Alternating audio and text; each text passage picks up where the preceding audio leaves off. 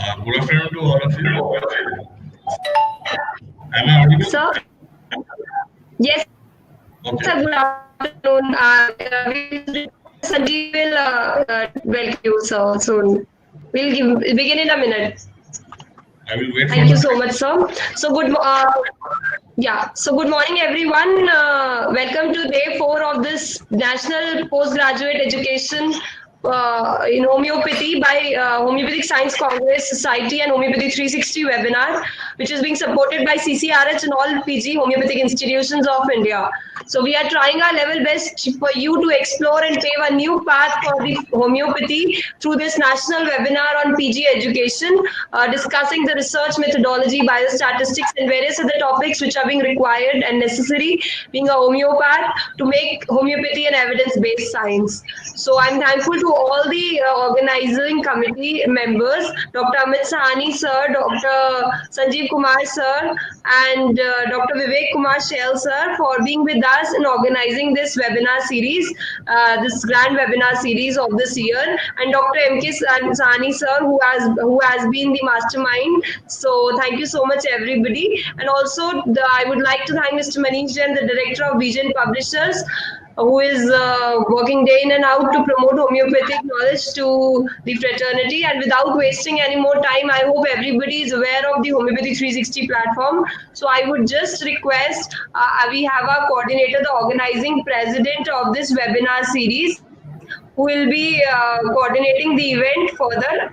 So I'll just welcome him to the platform and announce about and introduce him. I feel privileged enough to introduce sir. So thank you so much for coming, Dr. Sanjiv Kumar Singh sir.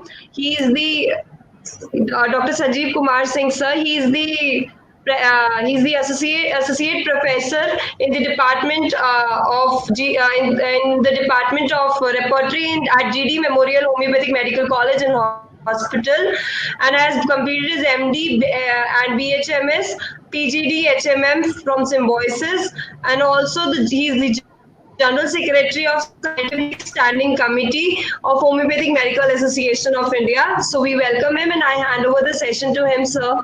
Over to you, sir. Thank you so much, Dr. Yasika.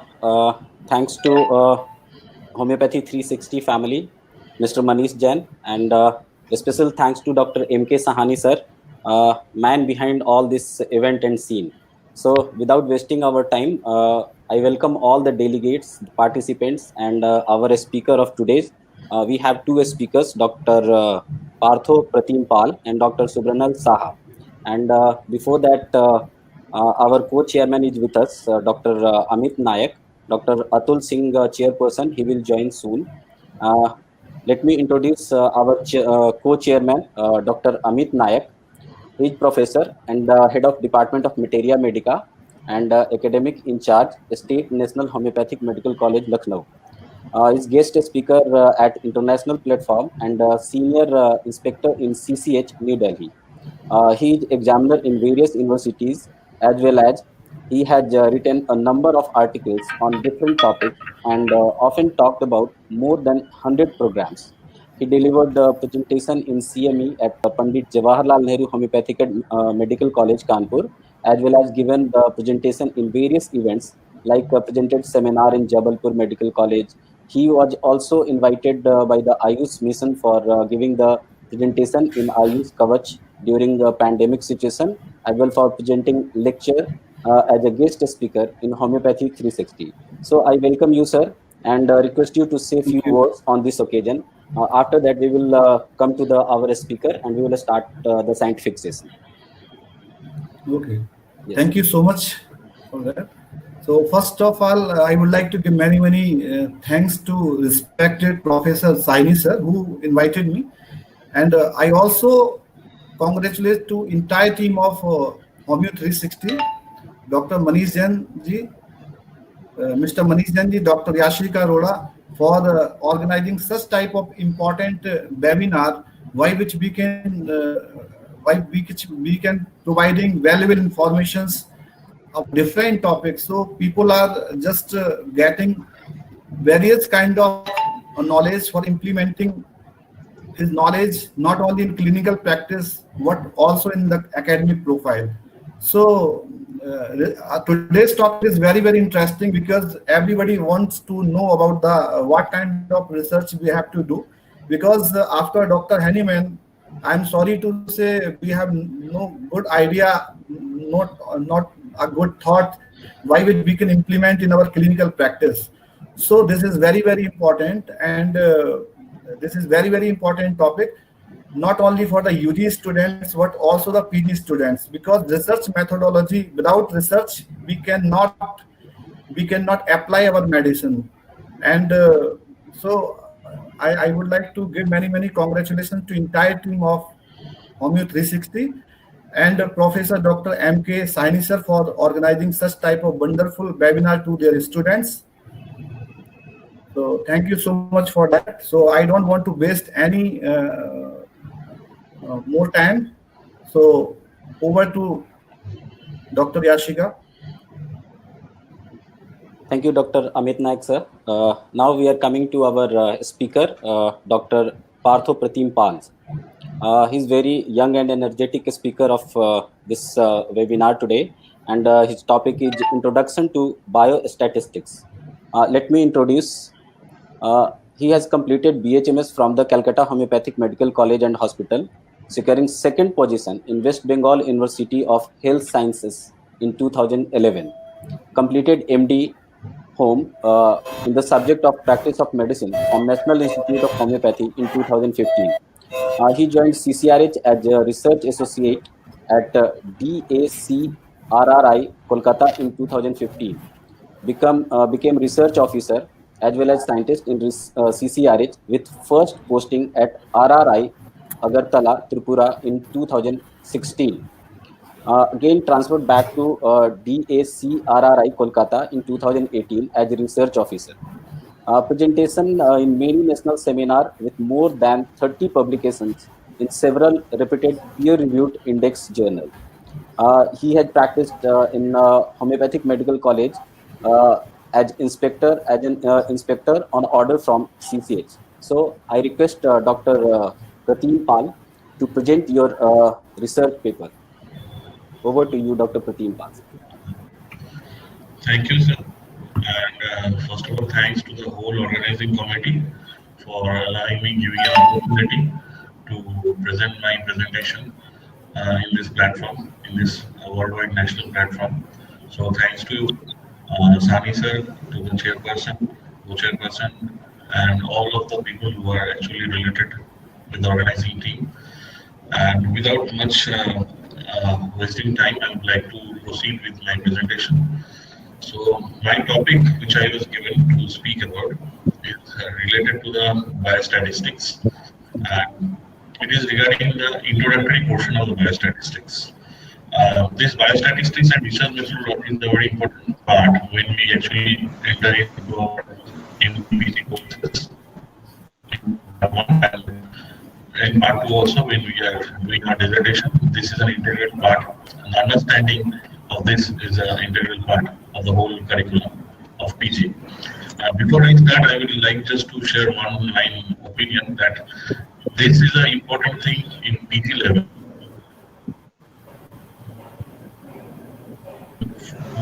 All the senior authorities who are in the council, CCH, CCRH, everybody, that this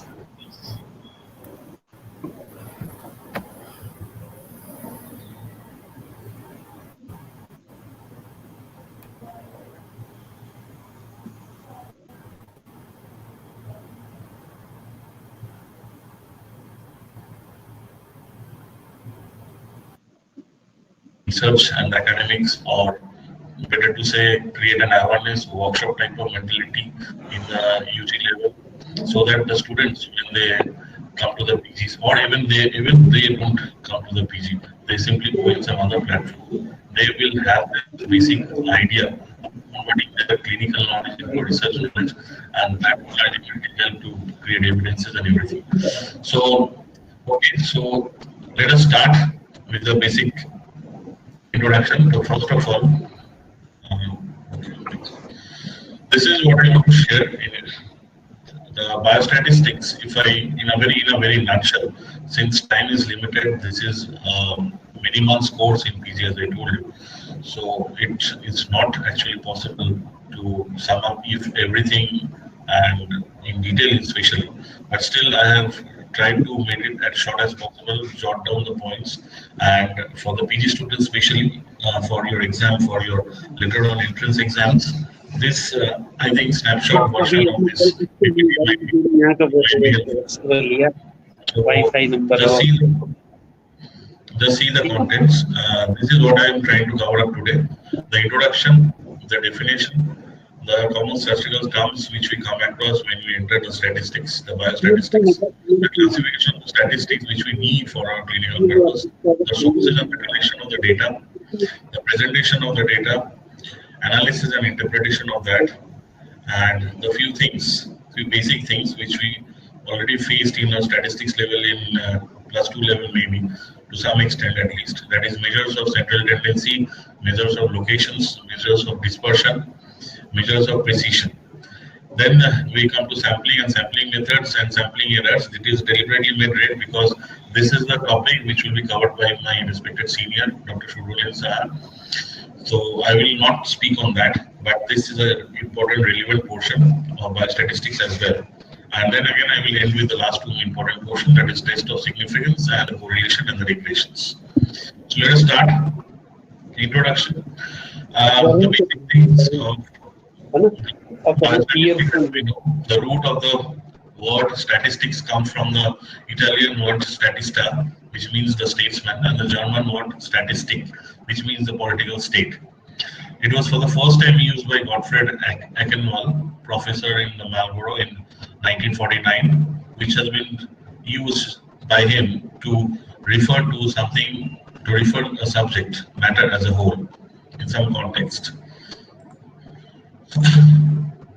Now, this in medicine, everything in medicine, whether it's a research or diagnosis or treatment, it depends on counting or measurement. And according to Lord Kelvin, when you measure what you are speaking about and express it in numbers, you know something about it. But when you cannot measure, you cannot express it in numbers, your knowledge is of mere and unsatisfactory kind. This is really true. When you are speaking, suppose if you have the numbers, if you have the values, have the percentage with you backing up, then you actually are more confident rather than telling it is better. But if you can say it is better by how much, then your confidence doubles up. So this is a very important statement and it's highlighting the need of biostatistics nowadays. Definition. According to Croxton and Cowden, statistics is defined as a collection, presentation. Each and every word is important. So just think about and try to understand each and every word. Statistics is defined as a collection, presentation, analysis, and interpretation of a numerical data. According to Professor Horace, statistics means an aggregate of facts which is affected to mark extent by multiplicity of causes, numerically expressed, enumerated or estimated according to reasonable standards of accuracy, collected in systemic manner for a predetermined purpose, and placed in relation to each other. So it's a long one, but if you read the definition part by part, I think it's easily comprehensible. It's self-explanatory. You can just go through once, twice, you will understand it. Next, the statistical terms. When you enter into the statistical world, I just left out one thing, that was statistics, and now we are dealing with biostatistics, not much different. The same statistics which with the methods and the procedures when we apply it in the health science, in the medical field, it becomes biostatistics. So that's the basic, the common linker. It's nothing different. So variable, a term, the first term which we will encounter when we enter statistics are the basic two terms basically, which you can see one in the slide, variable, the other one will be the next slide, that is data. The variable and data, these are the main two words when we enter into statistics, you get it. So a variable is a characteristic that takes on different values in different persons, places, things. It's basically a particular character on which a set of data is recorded. And data are the values of variables. If I sum up that what is data, what is variable, this one line is enough. Data are the values of the variables. Suppose anything, if you speak about any item, whether it is fruits, when you speak about apples, bananas, then 2 bananas three others. These are variables as well as with the data. So this is very preliminary, some basic examples which you know. I will just brush up these words quickly. So constant mean quantities that do not vary. For example, pi, which you know we are very much familiar with the values of pi because we need it in our calculations in mathematics in our uh, school levels and even after that. So pi is one such value which is a constant value which we have known to it, and these constant values generally do not require any statistical study. Why we are still considering? Because in biostatistics, mean, standard deviation, standard error, correlation, coefficient, proportion of a particular population, these are considered to be constant for that particular sample or that particular study. So that understanding is required. That what is the constant factor in biostatistics? This is the one. Observation, you know, any event and its measurement is an observation. For example, blood pressure is an event and the value is its measurement. Next, observational unit. The sources that gives observation, for example, object, person. In medical statistics, terms like individual, subjects are more often used.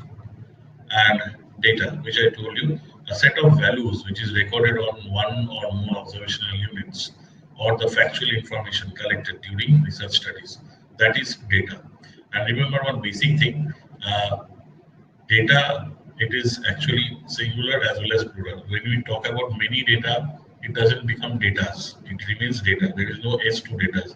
It's a very common thing students initially make. So don't think that there is a word data. There is no S to data. Data itself is singular and plural in your question. Population.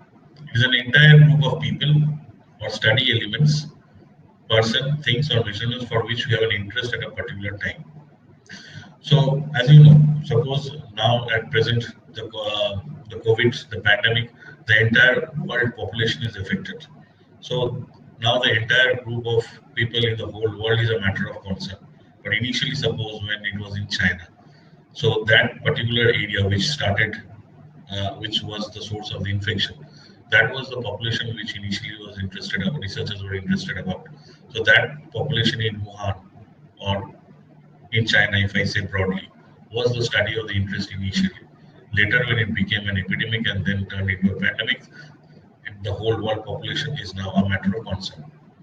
Similarly, sampling unit, each member of a population is a sampling unit, and sample is defined as a part of a population. As I told you, so when you consider the whole population, then a sample is a part of the whole population for which you might think to do a study or you plan something, some intervention or anything. So sample is just like a subset of the whole set.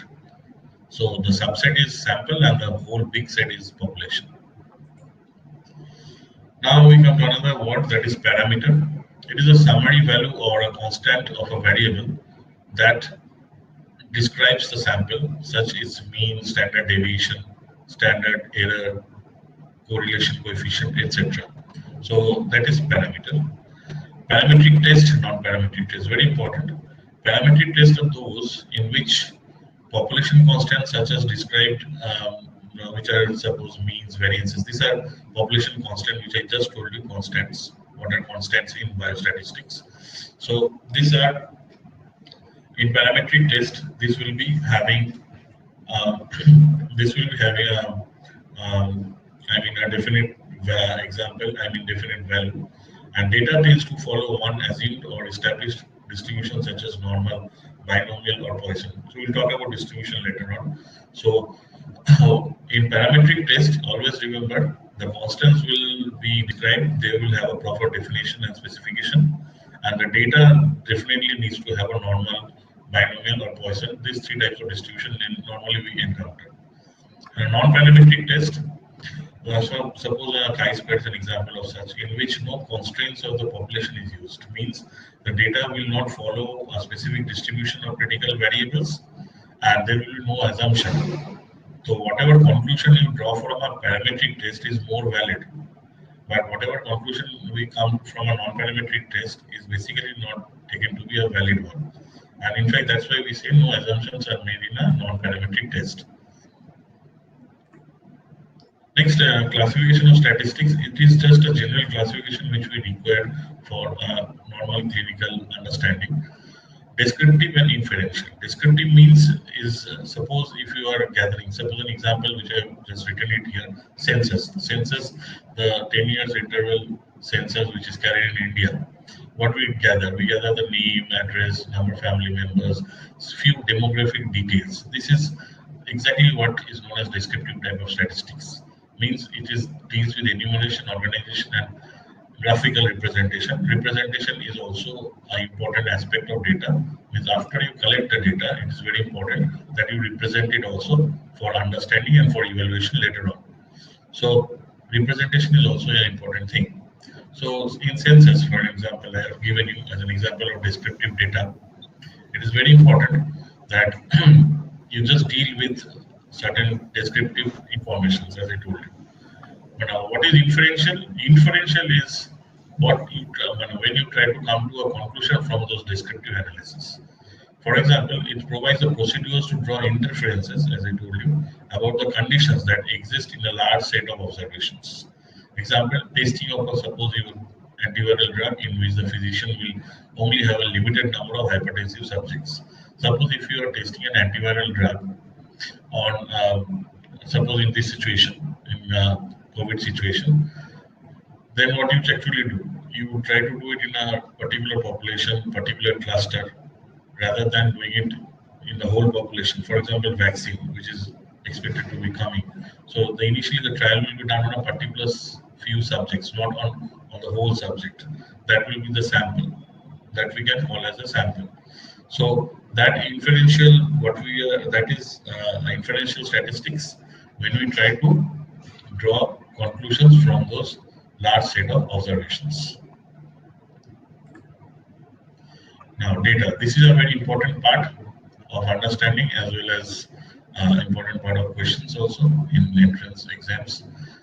So, types of data. Initially, it's very broadly classified: qualitative data and quantitative data. In qualitative data, it is nominal and ordinal, and in quantitative, it is discrete and continuous.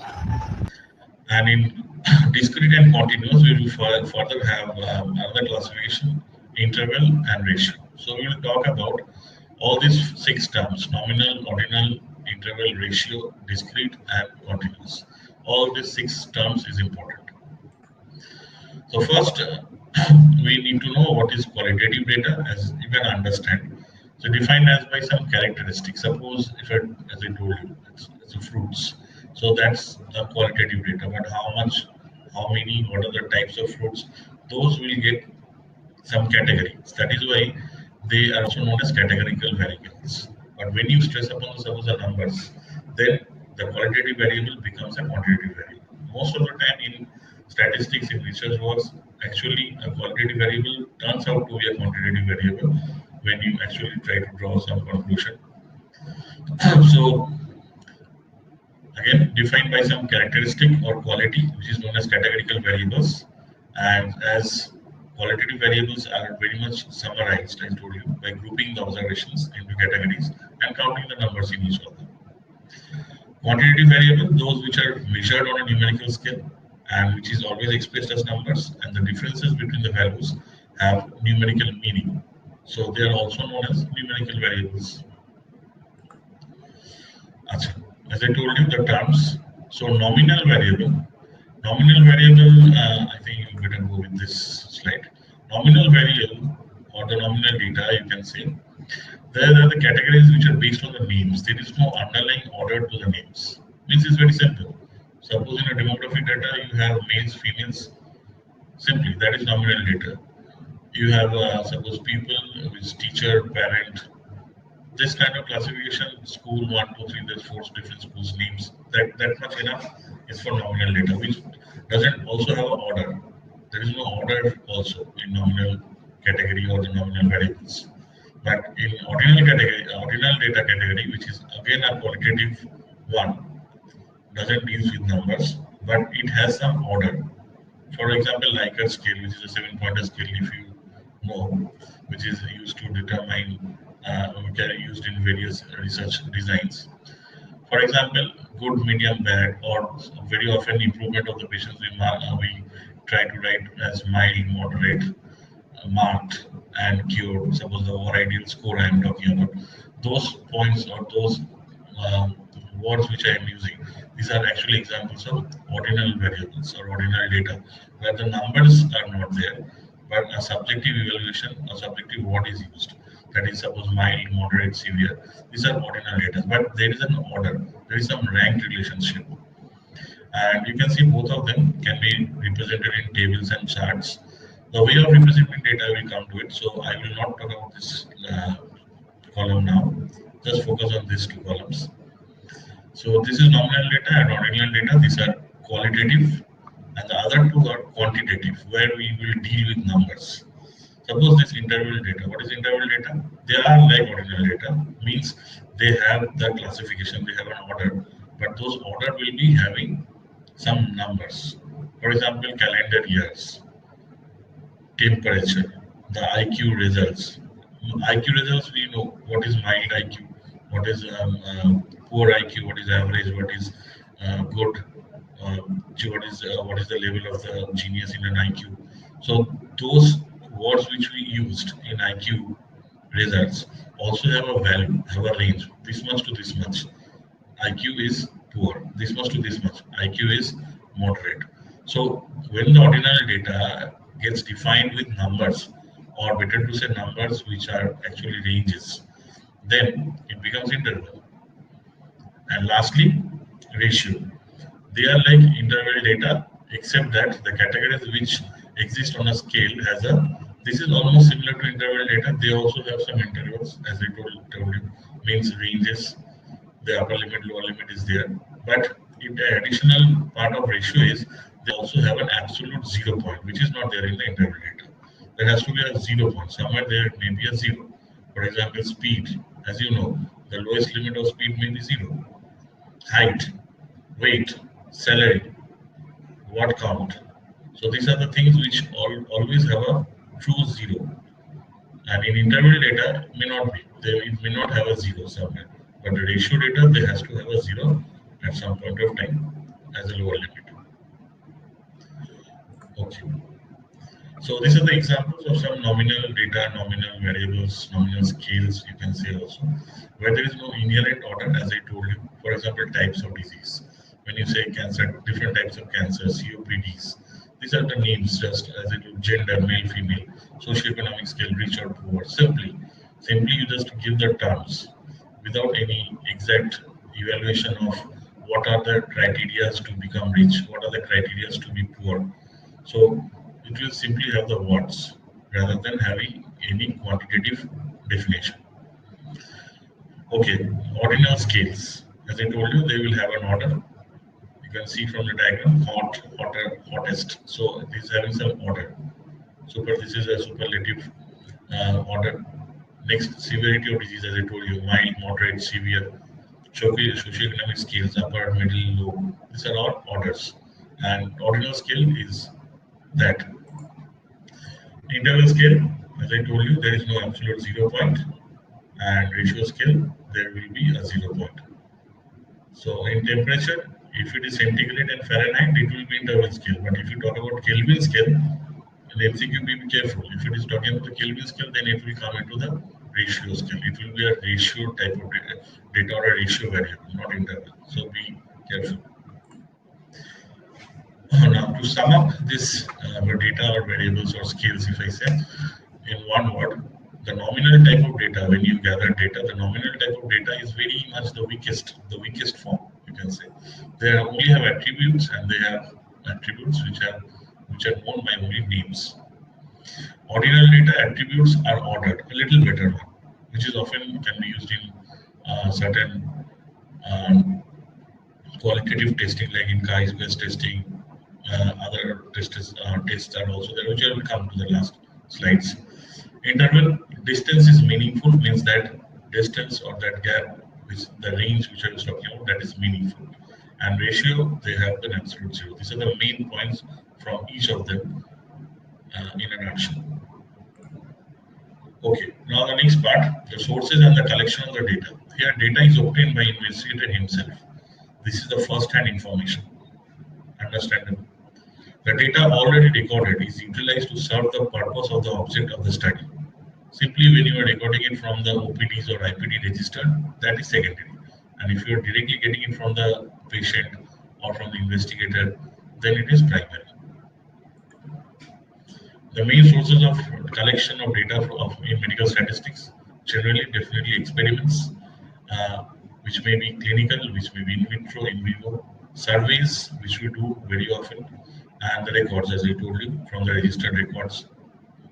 Experiments and surveys are to generate data needed for specific purpose. Whenever you do an experiment, means a trial, or you do a survey, there is always something in mind. That is why you are going for it. And the records, suppose you are trying to elicit something from the records, which has been already a ready-made data. It's something like retrospective study. You cannot change anything. Suppose you are trying to evaluate the prescriptions in a doctor's clinic. Suppose last 1 year, the prescriptions, which the types of patient you have seen, you want to set some analysis out of it. You try to make some retrospective outcome of those 1 year patients in a doctor's chamber. Then you actually are going with the records and trying to get some analysis out of it. So that analysis will again depend upon what type of data you had in the prescription, what the hypothesis you may frame out of it, then what will be the choice of your testing significance, and then you ultimately try to go for some evaluation, I mean comparison. I will come to it one minute. So methods of collection of data. The method of direct observation. Clinical signs and symptoms and prognosis are collected by direct observation. Vital statistics and morbidity statistics are usually collected by visiting house to house. These are the different formats which we generally encounter. There may be many things beyond this, but these are the basic things. If you are in a research-oriented platform, you understand that these are the way how you get the data. This method is followed in our community where literacy status of the people is very high, and prepared postage stamp is to be attached with a questionnaire if you are going with a mailed questionnaire format. Next, the presentation of data. This is a very big chapter in the biostatistics and a very easy one, but it is important because every data cannot be presented in the same format.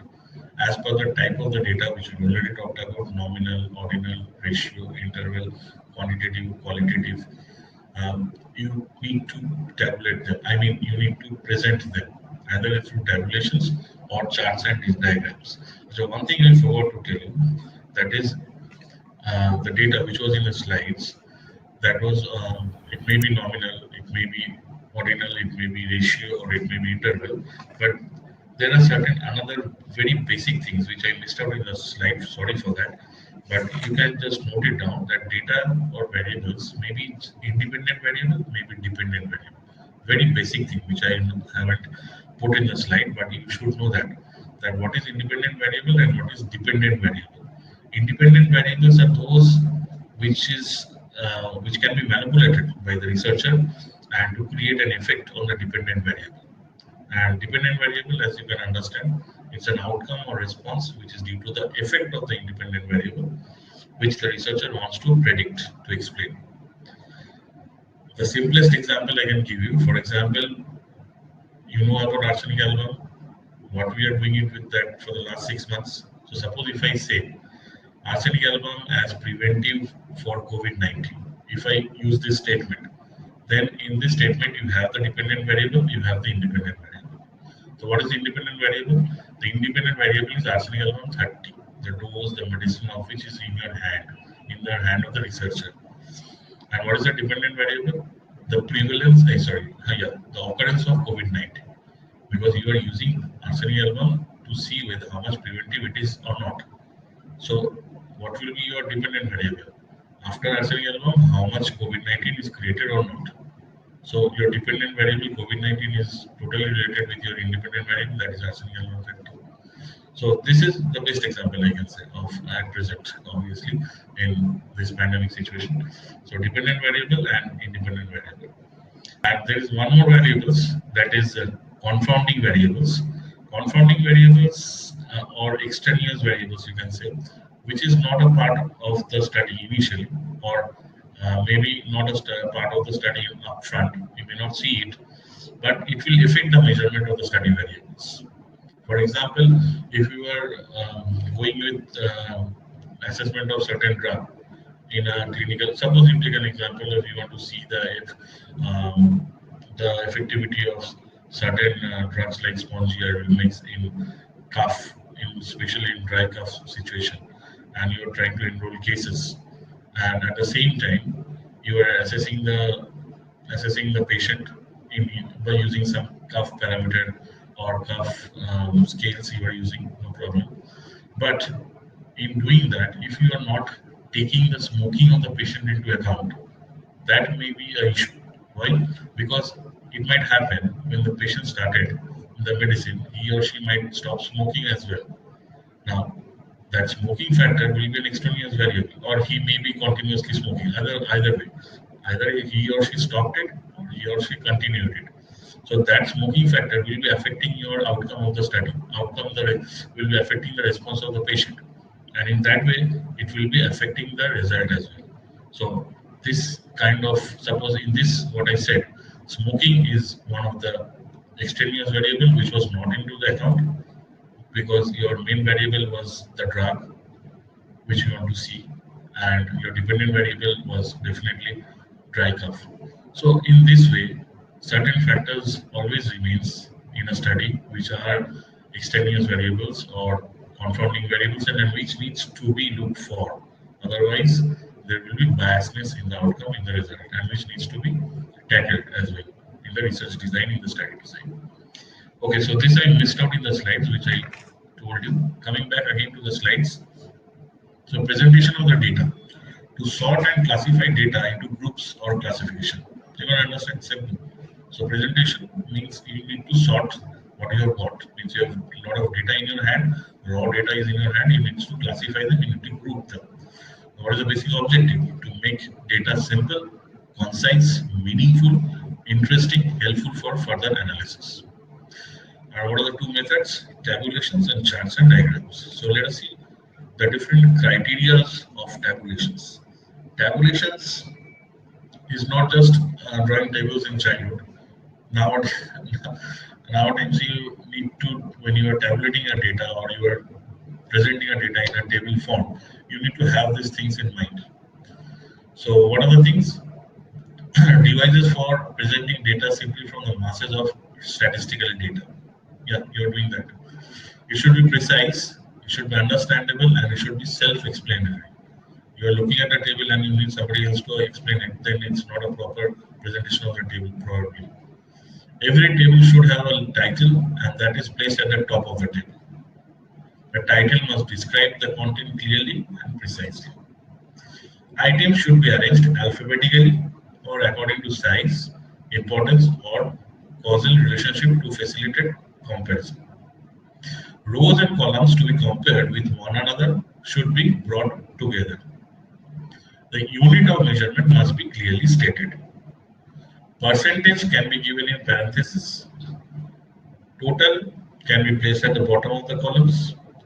Reference symbols can be directly placed beneath the table for any self-explanatory notes. 2 or 3 small tables is preferable.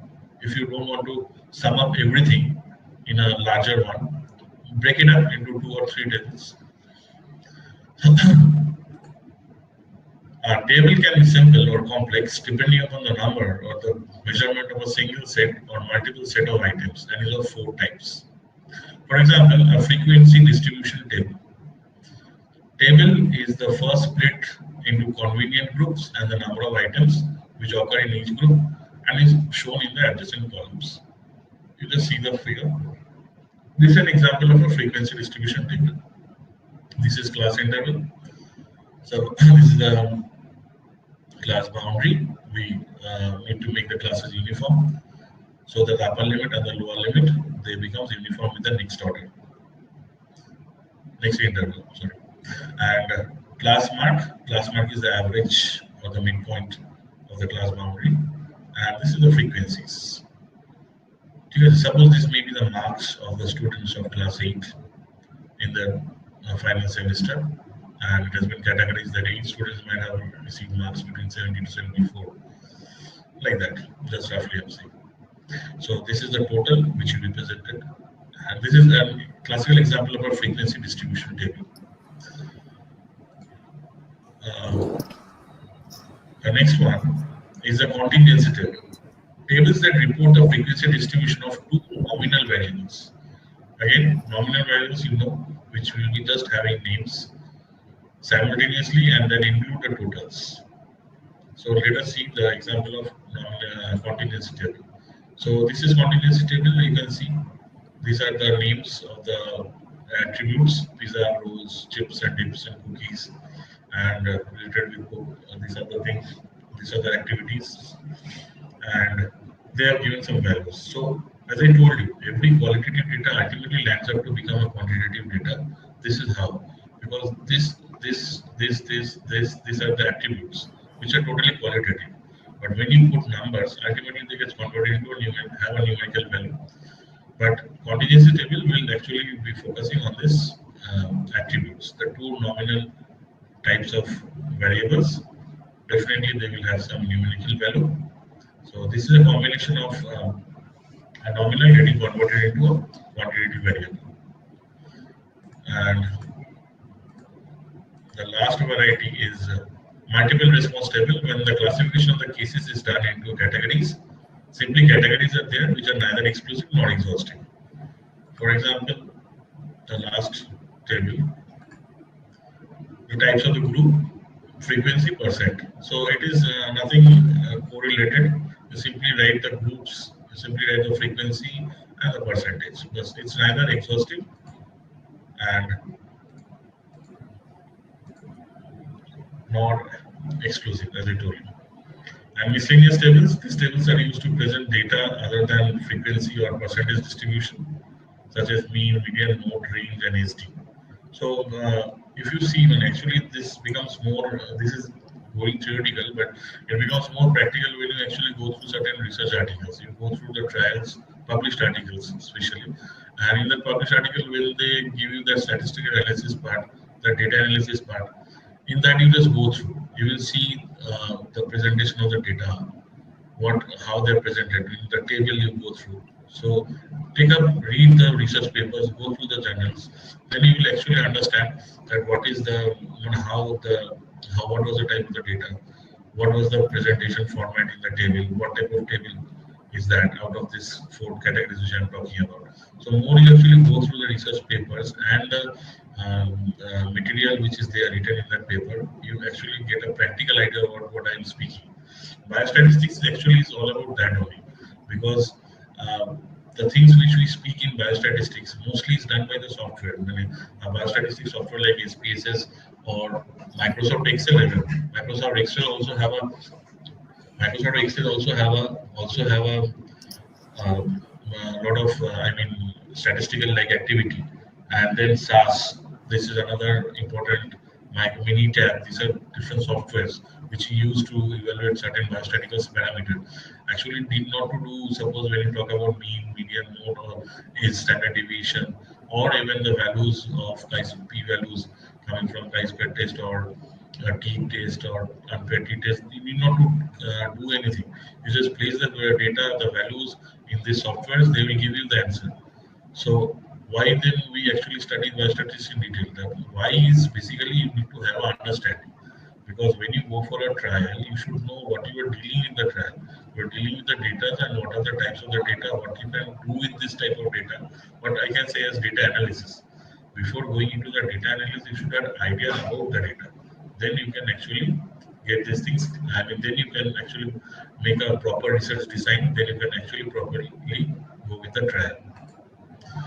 Okay, so this is the tabular form of presentation, and beyond the tabular form of presentation, it can be represented by different charts and diagrams as also.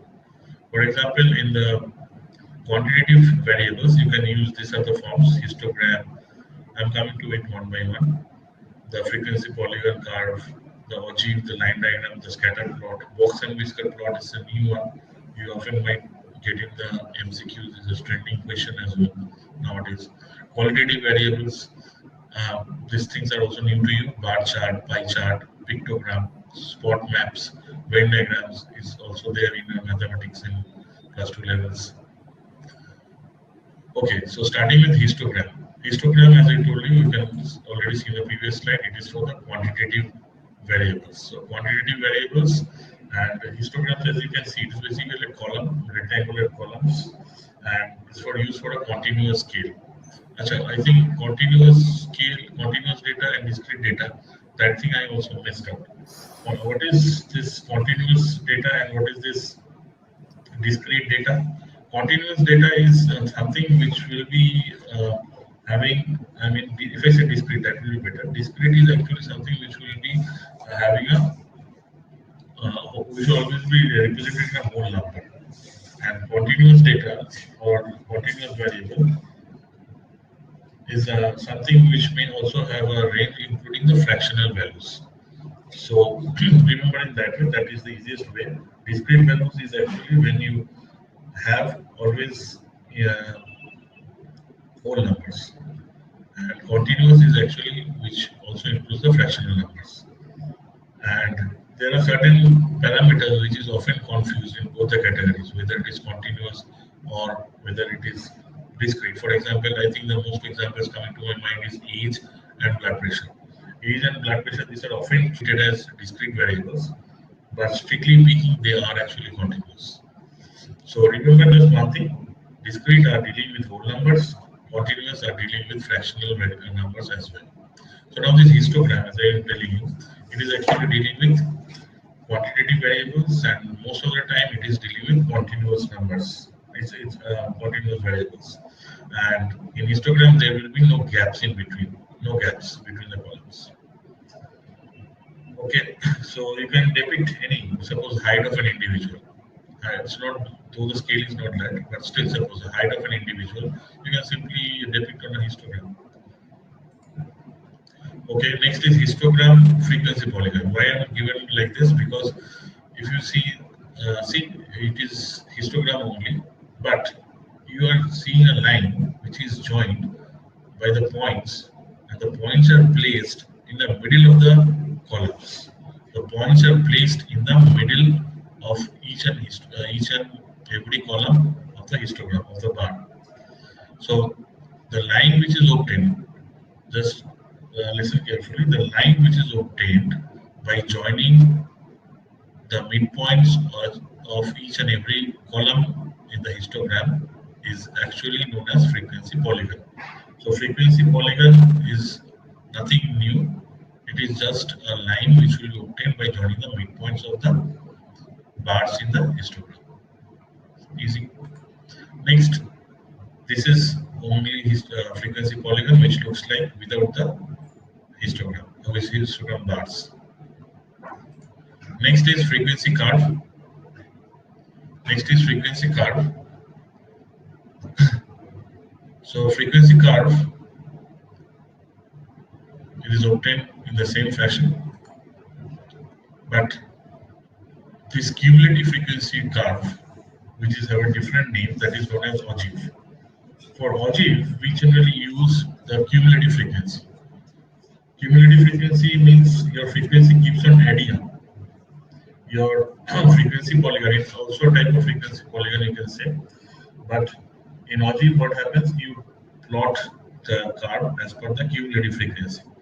Your cumulative frequency means each and every. Suppose one group having frequency having 4, another group having 6, another group having 4, 6, suppose 2.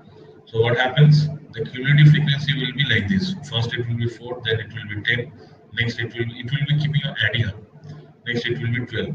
So only on frequency, if you plot, then it's a normal frequency polygon, a normal frequency curve. But if you are plotting on frequency, cumulative frequency, then it becomes a ogive, which you can see. It looks like this.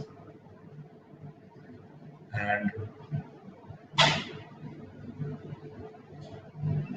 what is the main use of this ogive? Basically, then where we actually require this ogive? We actually require this ogive to decline a cutoff. suppose the cutoff, anyway, it may be the cutoff marks in MD entrance exam or in any exam or anywhere. So cutoff, and it also helps to give you a direct idea of the mean and the mode, median and the mode from the graph itself. This is a line chart or graph. The line chart of the graph, this is actually, okay.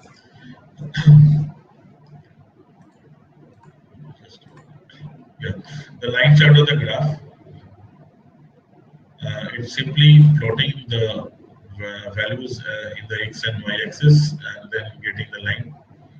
It may be a linear line, it may be a non-linear line. So in all these three lines are basically non-linear, they don't have any linear relationship. Maybe just because it's a stock marketing example, maybe there because of that. So it's not necessary that it always has to be have some proper correlation or regression. It may be this happens at a non-linear as it's shown in the figure. Okay, scatter or dot or a correlation diagrams. Scatter or dot or correlation diagram. This is interesting because till now, which we are dealing with, we are all dealing with one type of variables, just one type of variables. Whether I told you whether it was the height or whether it was the marks, just one type of variable. But suppose if you want to see the correlation, if you want to see the correlation between two sets of variables, then you have to go for this. You have to go for this. Suppose if you want to see the correlation of the weight, suppose during a development period, suppose you want to see the correlation of many child in a particular community. You plot the weight here, you plot the height here, and you try to correlate the when height is increasing, weight is increasing or not for that particular community, or not only increasing, or whether it is showing a proper correlation or not, whether the correlation is very low. Correlation I will be discussing at the end. But suppose there has to be two slides, two variables, height and weight, and you try to correlate whether they have a positive correlation or a negative, or they have no correlation at all. So this is basically to understand the correlation between two variables. We use scatter or dot diagrams. Box and whisker, as I told you, this is a unique presentation of quantitative data using the quartiles. So what are quartiles? Quartiles, I'm going to that slide so that you can have an explanation. Quartiles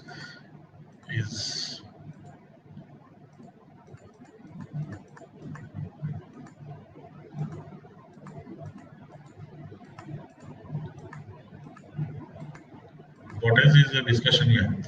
Quartiles is measures of location. This is an important topic as well, which will come to it. So I already came now. So quartiles here, you find it quartiles. So what is quartiles?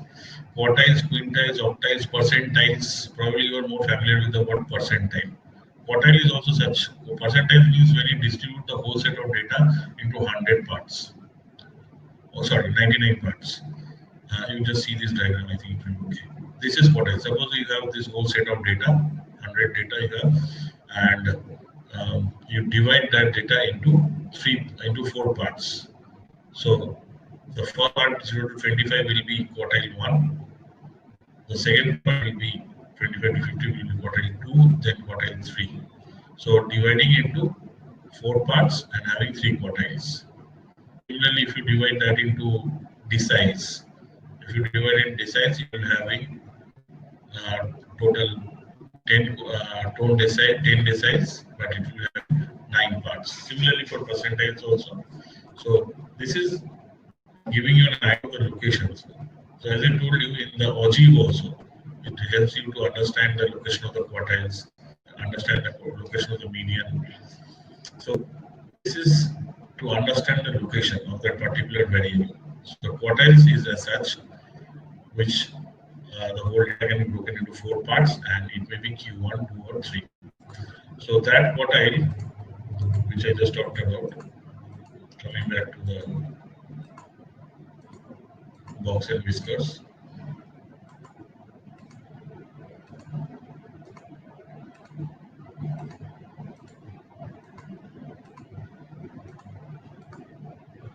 Yeah. So now it will be, I think, understandable for you. The whisker, this you just follow the lines. This whisker shows the lowest value. You have a data set. The lowest value is represented by this line. This line will show you the lower quartile, which is maybe the Q1. This line shows the median. This shows the upper quartile, Q3. This shows the highest value, and this shows the interquartile range. And this is the scaling parameter based on which you are marking this box and whisker. This box and this whisker, you are marking it. So one thing you have to remember about this box and whisker, that this is a quantitative data presentation, definitely using the quartiles. Okay. Next is bar diagrams. Now these are things for qualitative presentation, where you may or may not have a quantitative issue. So qualitatively, if you want to present something, you want to show something by by changing colors, by changing length and widths. Automatically, you can do it by doing with bar graphs. You can see the different colors depict something different. The different colors as well as the length of the colors also depict something. So this is qualitative understanding. Pie diagram as well. This also has been this drawing a pie requires a quantitative calculation definitely, but the 360-degree angle of the circle is broken up into different angles as per the values of. For example, you can see this. It is given how many people are using Facebook or Orkut, social media. Different apps are given, and each and every color um, represents the number of users. For example, it is easily understandable from this pie diagram that this blue color is the maximum user-friendly app, and after that, definitely your orange is coming. So like that, from the visualization, you can conclude something.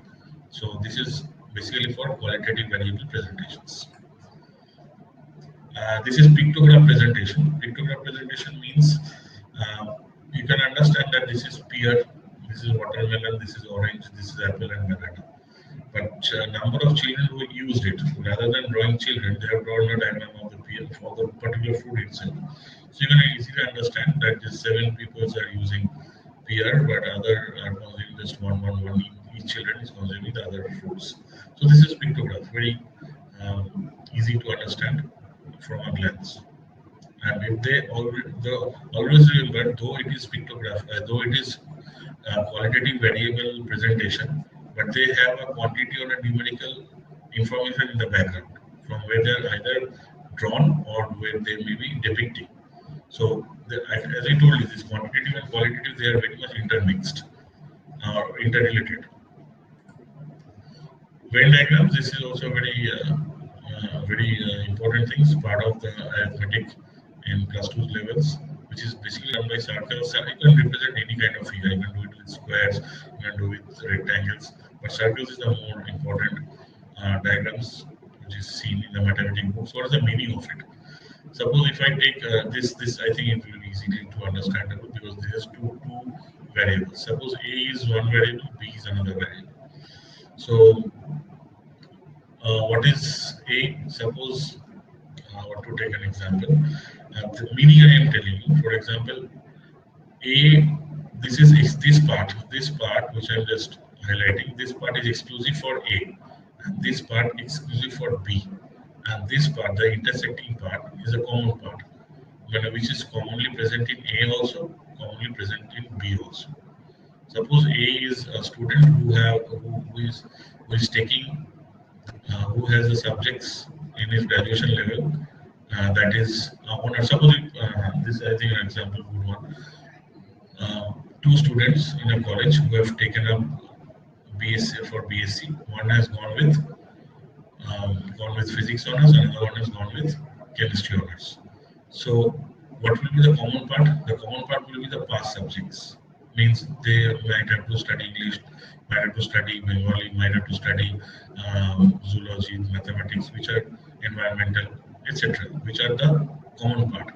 But what is exclusively for A, the physics in which he has taken honors, or B, chemistry for which he has taken honors.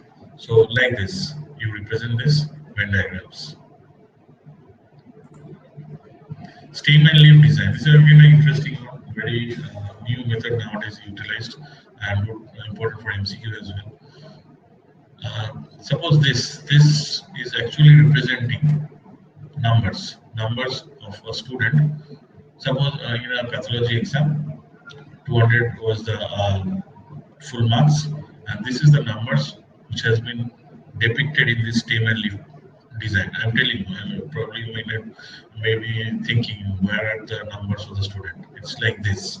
Suppose the full marks is 200 and students have obtained marks mainly between 90 and 110. Okay, and this 6, 7, 8, these are the 10th values, means this is depicting 60, this is depicting 70, and you have to just add the number which is written here. For example, you take this 8. 8 means one student have got 85, next student got 83, another student have got 86. It's like that. It is plotted like this. And from this, what is the utility of this pattern? Utility of this pattern, from this you can easily understand that what is the maximum cluster of marks in the class or in the pathology paper. So you can easily say that it is between 90 and 110 because it is in maximum marks are jotted down between this area. Or if I say what is the maximum, obviously between 100 and 110 because this 10 depicts 107, 101, 100, 101 again, 105, 104. So like this is the range which has the maximum number of students. And what is the highest marks? You can say 141. What is the lowest? 68. There's two students in the 70 category, 75 and 78. So like this, stem and leaf design, which is very easy to understand, and in one glance you can really go for it. And remember, this is always for discrete data because these are whole numbers. You have to understand that. Okay, what is this? The last, another pictorial presentation, and this is known as spot diagram. So you can easily understand from the whole world map the difference of the red color in the whole world map, that there is a difference in each and every country presentation. This is what we call as spot diagram. You can see the red, that means the proper red is for the countries with 100 or more confirmed cases. You might be surprised that only 100. This was actually a whole picture in the month of March, April. That's why it is only 100. And the rest of the red colors you can see is very faint. Suppose if you see in the many parts of Africa, even in Australia, where it's very fainted. But you see USA, Canada, you see obviously China and then India and this part of Russia also, where it's more red, and that redness depicts that it is more than 100 for confirmed cases of COVID. So this is how you represent a spot diagram.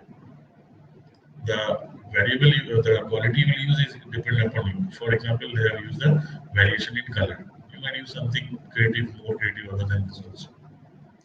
Okay, so these are the different graphical presentation. Next we come to the measures of the central tendency. In measures of central tendency, we have three main things, which is mean, median, and mode. And very easily it can be done. Mean is actually the sum of all the values by total number of values.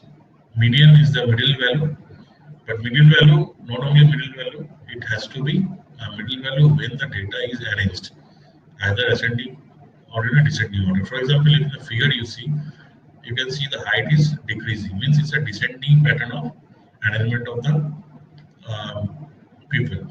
And in that arrangement, means after that arrangement,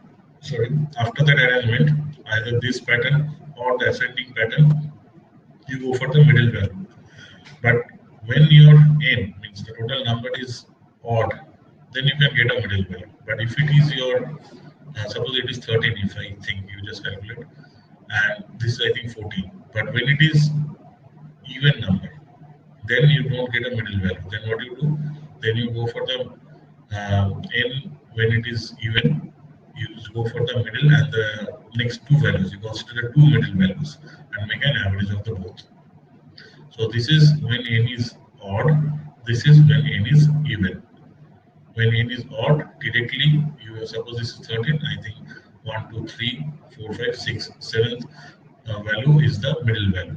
because the formula is like that. When it is n is odd, then you do it like this: n plus 1 by 2 means 13 plus 1, 14 by 2 is 7. So the 7th position is the median value, straight from the diagram.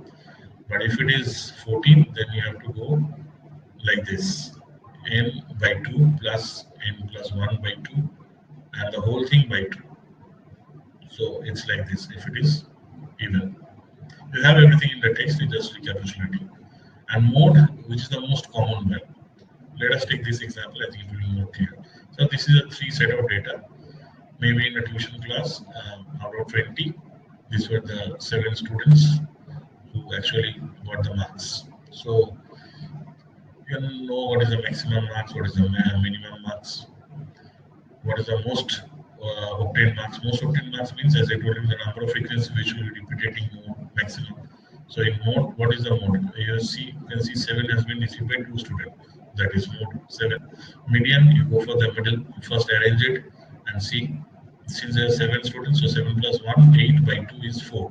So the 4th number will be the median. It is here. Mean is very understandable. Mean is the total numbers by n. When you add all the numbers and by the number of students. So n is 7, you just add up and you see what will be the value. Range, as I told you, maximum minus minimum. Upper limit by volume. So it's 14 minus 5, 9. So this is the how you go for the measurement of central tendency. For PG purposes, I think this thing additionally you have to know that A and B are positive numbers. Suppose you have to go beyond the arithmetic mean also. You need to know what is the geometric mean and what is the harmonic mean. So if it is arithmetic mean, simply which we saw now, and I'm doing just taking examples of 2 numbers, A and B by 2. That is enough. Mean sum of the 2 numbers. But if it is a geometric mean, then it will be the square root of the numbers. Suppose if it is 4 or 5 numbers, then it will be like that only: A into B into C and then the whole square root. If it is a harmonic mean, it's just reciprocal actually. It's a reciprocal of the means. So it is given like this: A by B by 2, and obviously by reciprocal of that, it will be 2, and A by B is A plus B will be downstairs and A B will be upstairs. It's reciprocal. So in other words, if you formulate, you can say harmonic mean is geometric mean squared by arithmetic mean. This correlation is important. You may need to do little calculations. Okay. Measure of locations, as I told you.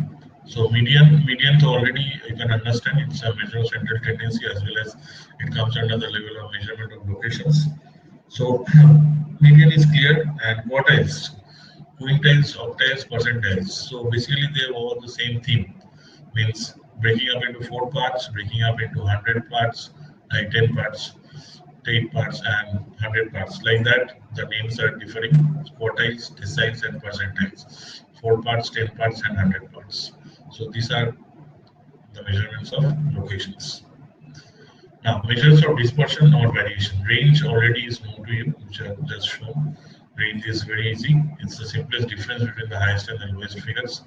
For example, at diastolic blood pressure, as you can see, the range will be in this data is 71 to 95, or by actual difference, we have a total difference of 24. It's the simplest one. What is the demerit? It is not much of practical importance. Indicates nothing about the dispersion of values, and it's between 2 extreme values. So nothing much than that. What is important next is the mean deviation and the standard deviation. So I think it's better go with an example. This chart will help you to explain. Suppose these are 15 students again, and you have the marks obtained by the different students, and this is the deviation from the mean. Now, what is mean? Mean, as I told you, you simply do the total and total by the number of the students. So the total was 765, number of students is 15, and accordingly the mean becomes 51. So your mean deviation is, again, see, your mean deviation is average of the deviation from the arithmetic mean. So in every student's marks, you have to make the deviation, count the deviation, if your mean is 51, so it will be 51 minus, sorry, it will be 51 minus your marks which you have obtained. So 51 means how much the student have obtained is away from the mean marks. That is actually the idea. So that is 51 minus 35, 16 away from the average mean marks. So 40 means 11 away. So like that. So it like that, make this chart. Suppose it may be negative, it's 51 is a mean. So 55, that means he's plus 4 ahead, plus means he's ahead, so it's minus 4. So in that way, you tabulate this mean deviation, means how much the marks are away from the mean. And then you do the square of this mean deviation. The square of the mean deviation, you write it down, and then you get a total of the square of the mean deviation, and total of the square of the mean deviation by n minus 1 give you variance. Okay, variance is another term you need to know. You need to know the mean deviation. This is the one you know. Need to mean deviation squared is the next column. After that, variance. Variance is obtained by the summation of the mean deviation square by total number minus 1. Total number minus 1 because total number is again odd. So it will be odd, 15 minus 1, 14. So what you get as the result is the variance. And when you square root this variance, then you get your standard deviation. So standard deviation is the value is not given here of standard deviation. But if you just do the square root of this 596.14, you get what is the standard deviation for this particular sample of data. So now we come to the definition. So what is standard deviation? Is most frequently used root mean square deviation. So it is, this is the square deviation, mean square deviation. So mean, it has to be square root of this mean square deviation. Square root of mean square deviation by the total number of frequencies, total number of candidates. So if the sample size is less than 30, as you saw here, that's why you use the in the denominator n minus 1. Otherwise, you usually go for n, means what the n is actually. And SD gives us the idea about the spread of the dispersion. What is the utility of the standard deviation? It's actually give you the idea. Means you have 15 different types of marks. By understanding the SD, you will actually understand that how much the marks is spread out. How much is the spread out of the numbers. The larger the standard deviation, greater is the dispersion of the values about the mean. It's understandable. If you get a greater value of standard deviation, that means your values are much away from the mean. So, which means there's a lot of, the range is huge, you can say in other words. So, this is standard deviation. Next, we come to the measures of precision. The measures of precision is done by two things, that is coefficient of variation and standard error. Coefficient of variation of a data series denotes the standard deviation expressed as a percentage of the mean. You can see the formula. This is the formula, coefficient of variation. This is the sign of the standard variation, and this is your mean. So simply ST by mean is your standard deviation. I will see here the sample mean is total by the number n. This is a standard deviation, square root of the mean deviation square by n minus 1, the whole root. That is your SD. So this is your SD, this is your mean, and SD by mean gives you the coefficient of variation. It actually denotes the relative size of the standard deviation with respect to the mean. And clinically, what you need to understand, it can be conveniently used to compare variability between the studies. So as I told you, suppose you have taken up a study and you are comparing with another group. So what are the basis of comparison? You may say that I want to see the efficacy of the medicine in this group and that group also, but there has to be some parameters on which you will compare. So coefficient of variation may be one such parameter based on which you can compare. Now you have to set your data in such a way that you get the mean, the standard deviations, and then the CVs. So coefficient of variation is a very used, one of the very used comparable parameter in the studies to compare things. So it has some good utility. So as I told you, just go through the research papers. Again, you will find that they will say the mean for group 1 is this, the mean for group 1 was that, the standard SD for group 1 is this, the SD for group 2 was this, and coefficient of variation was this, and for the group 2 was this. So that group 1, then group 2 maybe the group 1 was the group before the treatment, the group 2 maybe after the treatment.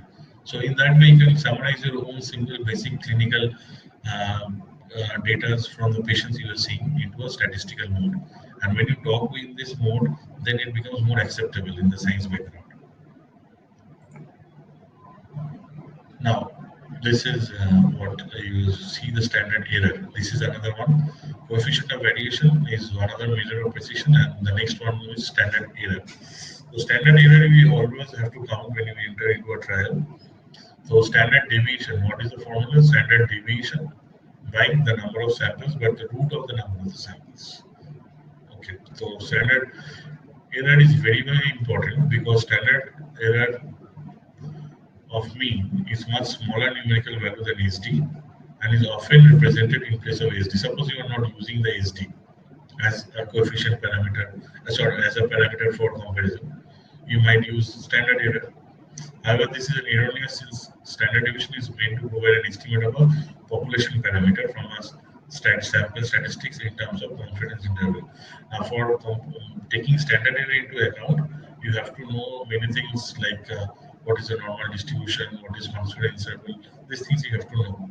So I will just discuss it after this. But next slide is important. We use standard error to define a range in which the true population value is likely to lie.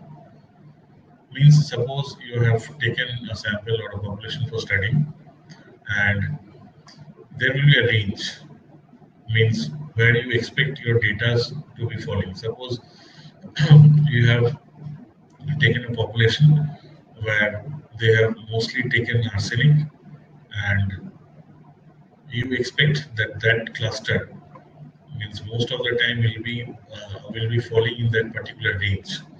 Means that area, the population which you have taken, most of the people who have arsenic, suppose you take it like this: arsenic, they have taken arsenic for some have taken for 3 days, some have taken for 7 days, some have taken for 5 days. Suppose this is the variation you get when you talk about in a community. Regarding the prevention of arsenic they have taken regarding COVID. So now if you want to draw some evaluation, you will go with a study setup definitely. So what happens? You may, you know that the Ayush advisory is basically OD into 3. It was basically OD into 3. And most of the people definitely have taken in that fashion, but there are many who are advised by many other doctors in private or others. Who have taken OD into 5, OD into 7. So you take everybody into count. But when you actually draw the data or represent the data, you expect what? OD into 3 should be your maximum response from that particular sample. And your confidence interval means your most of the data will be lying within that OD into 3 category. Okay, so in a very roughly I am trying to explain is better I go with some diagrams, it will be better. I think this diagram will be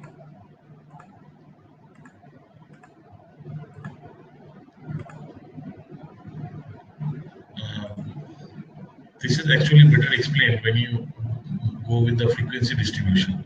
So frequency distribution, suppose this is the normal curve. This is the normal curve of the frequency distribution, and suppose as I told you, your maximum data will be maximum data means what do you expect the patients to be taking OD into 3 will be falling in between this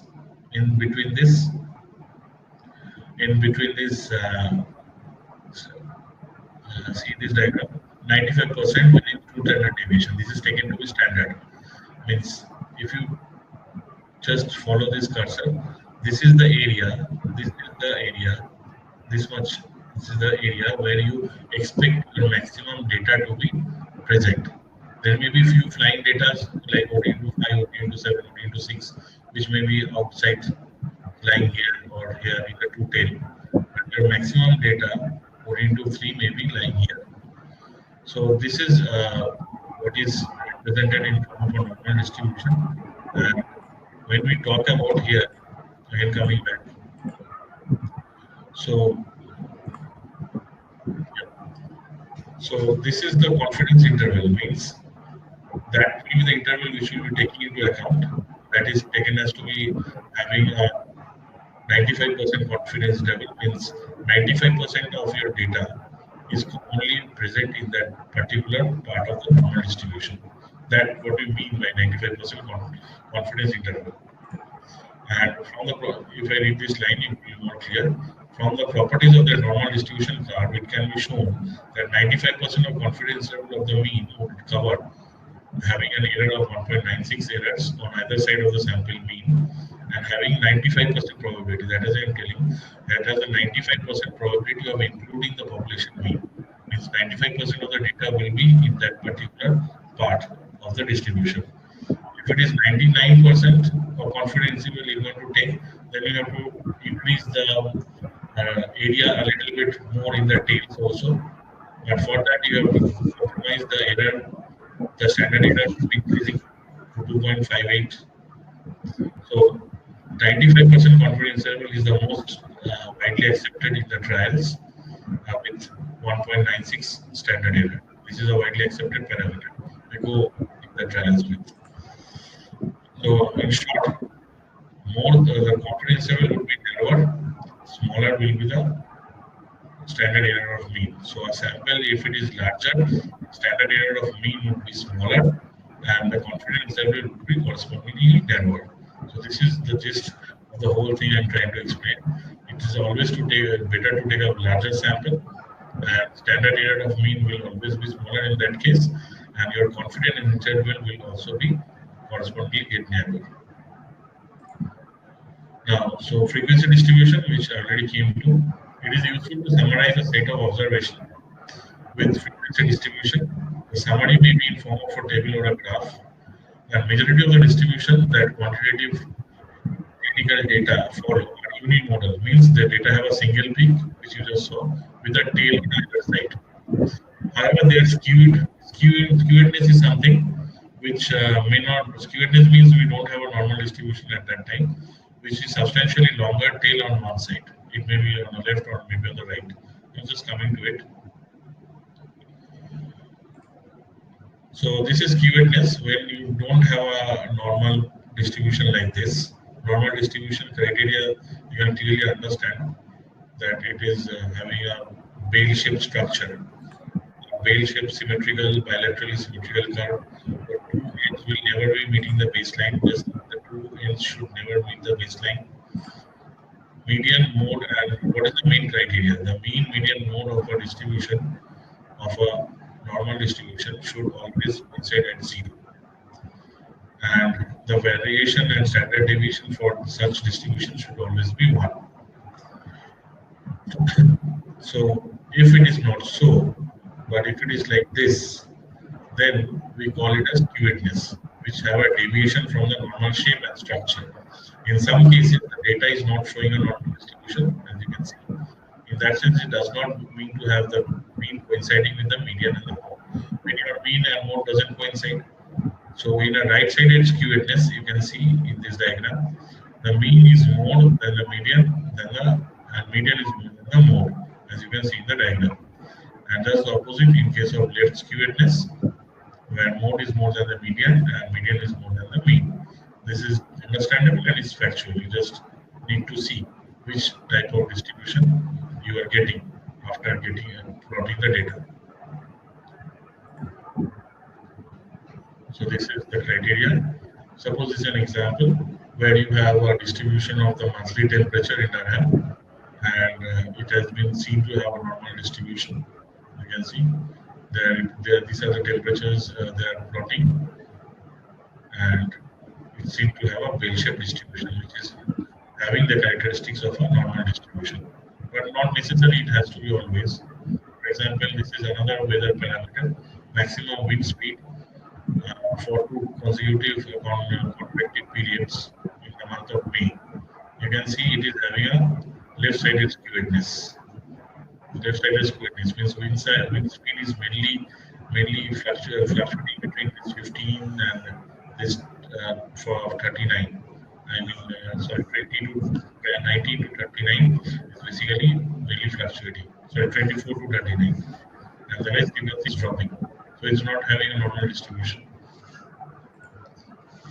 Okay, another important thing, another associated factor with this normal distribution is the Z-score.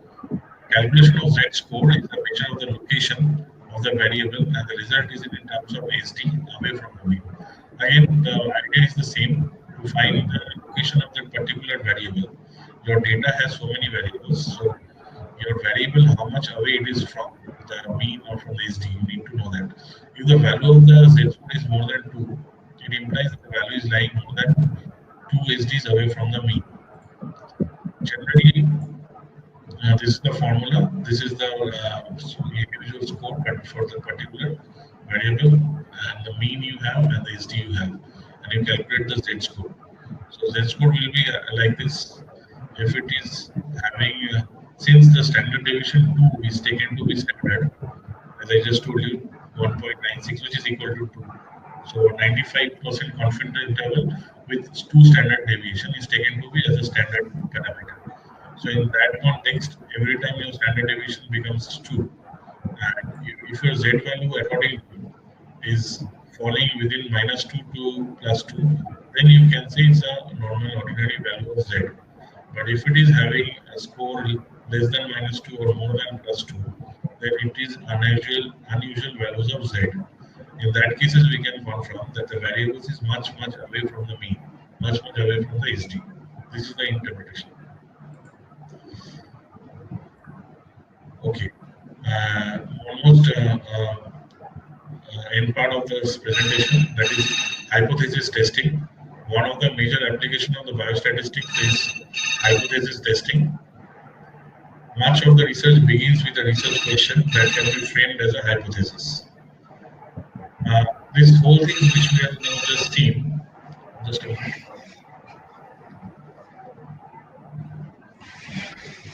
The whole thing, so far we have studied the different forms of data, the presentations, the measure of mean, median, mode, means the central tendencies, the dispersion. All these are actually used in what? Used in framing a hypothesis testing. And much of the research begins nowadays with a research question, and that can be framed as hypothesis.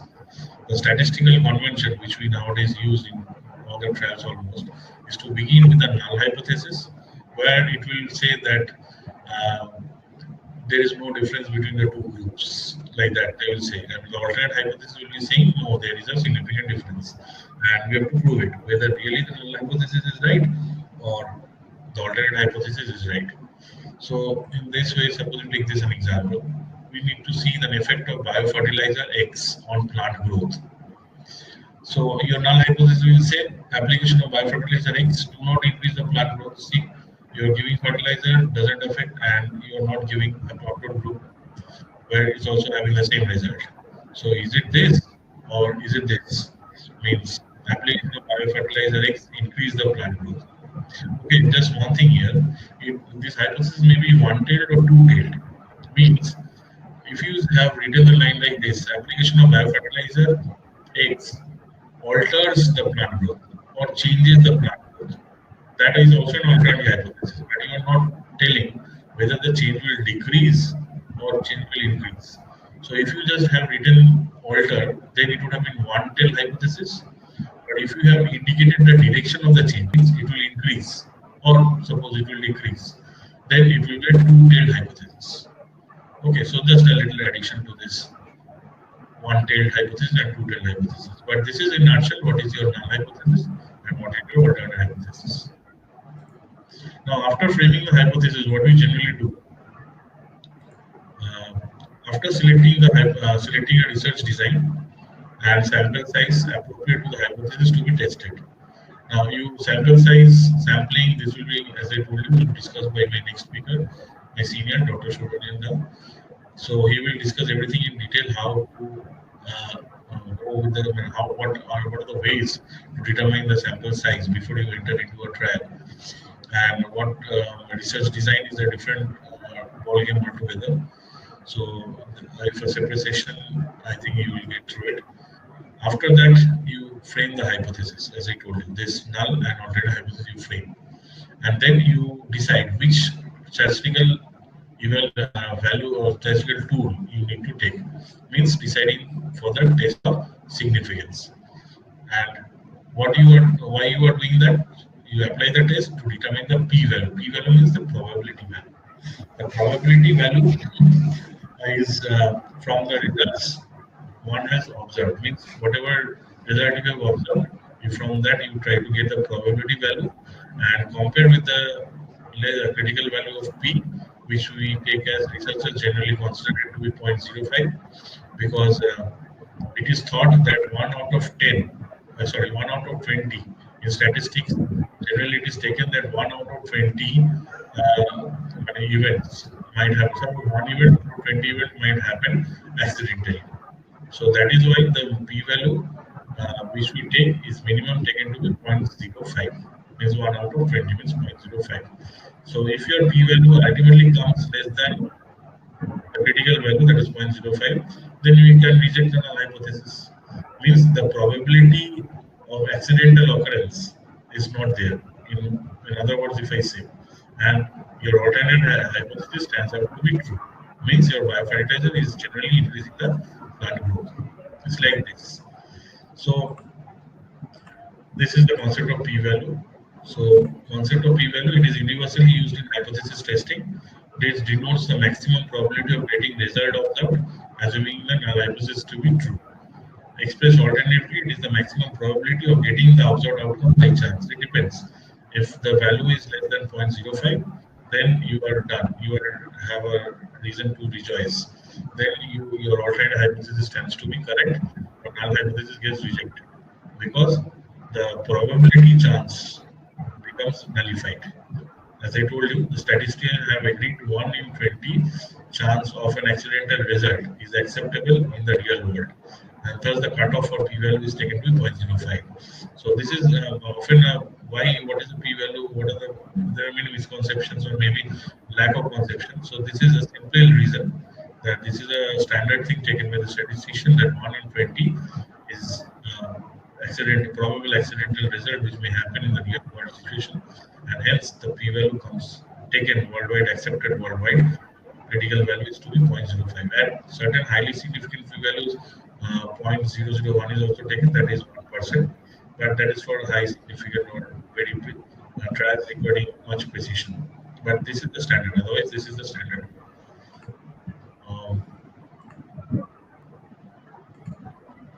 Next, we come to this slide is important. As I told you, I have just seen these two, then I will explain the third part. The null hypothesis is usually stated as the population means 0 or there is no difference. However, it should have to be stated as a 0 or no difference hypothesis, which you just saw. The alternative hypothesis is usually stated as the population be non-zero or greater than or less than 0. So this is alternative hypothesis. Now, what is alpha and what is beta? Alpha and beta are actually, you can say, the type 1 or type 2 errors. In other words, you can say. So what is alpha? There is a probability that, obviously, there are probability of misinformations, there are probability of techniques and many other reasons. So the conditional probability of incorrectly rejecting your hypothesis when it is actually true. So it might happen. There are various reasons. I'm not going into it. So conditional probability of incorrectly rejecting A0 when it is actually true, then it's obviously an error, and that error is type 1 error, that is known as alpha. And the conditional probability of failing to reject A0 when it is false, somehow you couldn't prove that your alternative hypothesis is correct, but which it should have been, because A0 was false, but you couldn't due to some problems again. So that is beta, that is type 2 error. That is type 2 error. So, and lastly, what is the power of the test? The power of the test is 1 minus beta, which in clinical terms is the probability of correctly rejecting A0 when it is false. So the power of the test is what we actually look for, because that is what we demand. It is the probability of correctly rejecting A0 when it is false. When it is false, it needs to get rejected, and depending upon this power, your test, more the power, more is the chance of getting your altered hypothesis as the established one. Okay, so this was the alpha, beta, and the power, and the H0 and the HA. This is the steps which I already told you, and these are the types of the problem. Comparison of sample mean with population mean, comparison of two sample means. These are the things we generally do when we take up trials. We try to compare the groups. So what we compare? We do the comparison of sample means with population mean. We comparison of two sample means. It may be a sample proportion with a population proportion. You compare, or comparison of two sample proportions. These are the things we can add up as per the trials. That's why I was telling that you go through the different published articles related with trials and see what are the statistical analysis they have adopted, what are the research design they have adopted, what was the study design, the methodology they have talked about, and see what are the type of data they have taken and how they have converted the data and which test of significance they have used. Now, the test of significance, which I will go in a very quick pattern, because this things is totally, I think, more practically if you go through the articles, or if you yourself encounter or try to do some research trial, then actually you get more practical idea out of it. Suppose you have a data set of data, and how should you represent that? How should you convert it into an analysis part, and what will be the statistical tool which is given in this two slide? Which one you will use? Whether you will use a paired T, whether an unpaired T, or a Z test, or an ANOVA. These are the criteria, which is totally based on what we have done so far. Let's go with one by one. So this is the first one, is the parametric one, where we try to use the paired t-test and unpaired t-test, most widely used test nowadays in clinical trials. And what are the things, what are the criteria? It is used to compare the two quantitative measurements taken from the same group of the individuals. So quantitative measurement, this is first point to be noted, taken from the same group of individuals. These are the things often used in clinical trial, before treatment, after treatment. So same group of individuals, that's why. Used when the following criteria are fulfilled. They are randomly you select the homogeneous sample, no problem. Quantitative data, which is either measured on an interval or ratio scale. So you use some parameters, scoring parameters, or anything, any other response parameter you take up. Variability normally distributed, and sample size less than 30. This is the misprint. Sorry. This should be sample size more than 30. Okay, next one is unpaired t-test. It is used to compare means between two distinct independent groups. It is used when the following criteria are fulfilled. Randomly selected again, homogeneous sample is quantitative data, again on interval or ratio scale, and sample size is less than 30. But here I see unpaired t-test what? You compare the means between two distinct or different groups. And totally different groups means they are independent. Group 1 and group 2, they are totally different, having different samples, different people. So that is unpaired t-test. Z test, it is used to compare the difference in the population mean and a sample mean, or the difference between the two independent sample means. You just saw what is the formula of Z score and all that, where we deal with the means basically. So used when the following criteria are fulfilled. The sample or the samples must be randomly selected. The data must be quantitative in nature, measured on an interval or a ratio scale. The variability measured to follow normal distribution in the population. Sample size needs to be larger than 30. Population variances are known. Now, next, ANOVA. It is used to compare means between 3 or more distinct independent groups, but as may be used for more than 2 repeat measures of the same group. You can do it in the same group if you are repeating it after certain time. You can do a repeat measures as a repeat measure of the same group. You can do it, no problem. Use when the following criteria are fulfilled. The samples must be randomly selected. The data must be quantitative in nature, measured on an interval or ratio scale. The variability is assumed to follow normal distribution in the population. Now, this Pearson coefficient of correlation, this is actually related with correlation, which I will come to the last after this slide. Going to it because this is also a certain thing, very basic thing you can see, where you need to draw the degree of relationship or association between two quantitative variables. For example, if you want to see a relation between uric acid and cholesterol, suppose you may encounter in your clinics also that there are many patients of dyslipidemia who are also having high cholesterol levels. Suppose you really want to see whether this correlation is that much effective or really it is found in a large group of population in the urban, it may be finding a more associative factor in the urban population than in the rural population, maybe. So what do? You go for this kind of test. So where you will see the parameters of uric acid, you see the parameter of lipid profile, and try to correlate using a scatter plot diagram, and see using a formula. You try to see how much is the correlation. If it is more than 0.5, it's having a good correlation. If it is less than 0.25, then definitely it is having a very poor correlation. So like this, you can do it with convert any of your data into a proper study. So use when the following criteria are fulfilled. The sample must be randomly selected. The data must be quantitative in nature, as I told you, for example, like this one.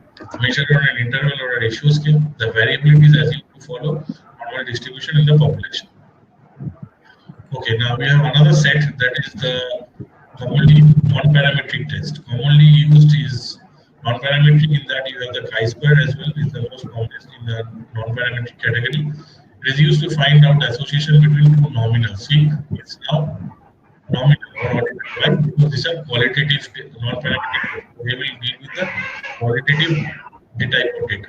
So used when the following criteria are fulfilled. Preferably random samples are, but not necessarily. Distribution of the population parameters is unknown and non-normally distributed. These are the reasons why it's a non-parametric test. Sample size need to be more than 30. The last will be uploaded, no problem. Next, the sign test. It is used as an alternative test to t-test, where the median is compared rather than the mean. It is used to test null hypothesis about the population median with a single sample or the paired data. It is used when the population parameters are not known or normally distributed.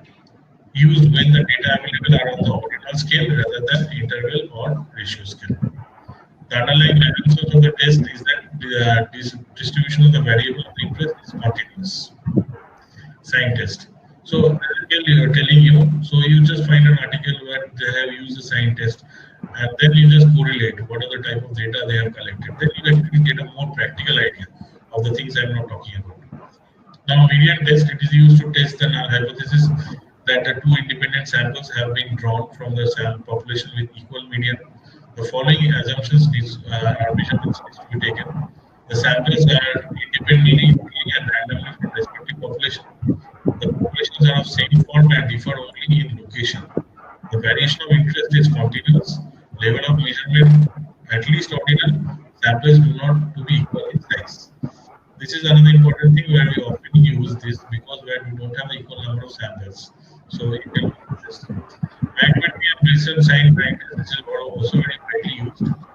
The median test does not make full use of information measured on the ordinal scale. Therefore, the Whitney test is used for a better use of data, and median is used as a measurement for central tendency to compare the two samples.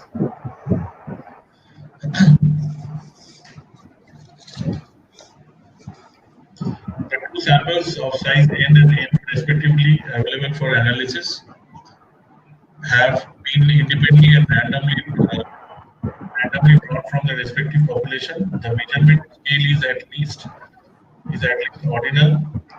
If the population variable of interest is continuous. Wilson size test, if a sample size is less than 30 and is drawn from a grossly non-distributed population. We don't have a non-distributed population, and the T and the Z test cannot be applied. That's why the importance of initial test. Where you have so many things which you can't do. And then you actually get an option of this readings and test. You cannot have a normal distributed population. You have a sample size which is less than 30. You cannot do T test. You cannot do Z test. It's a best alternative non-parametric test with the readings and sign test, where you have a single sample or you have a paired data, and there is a paired data.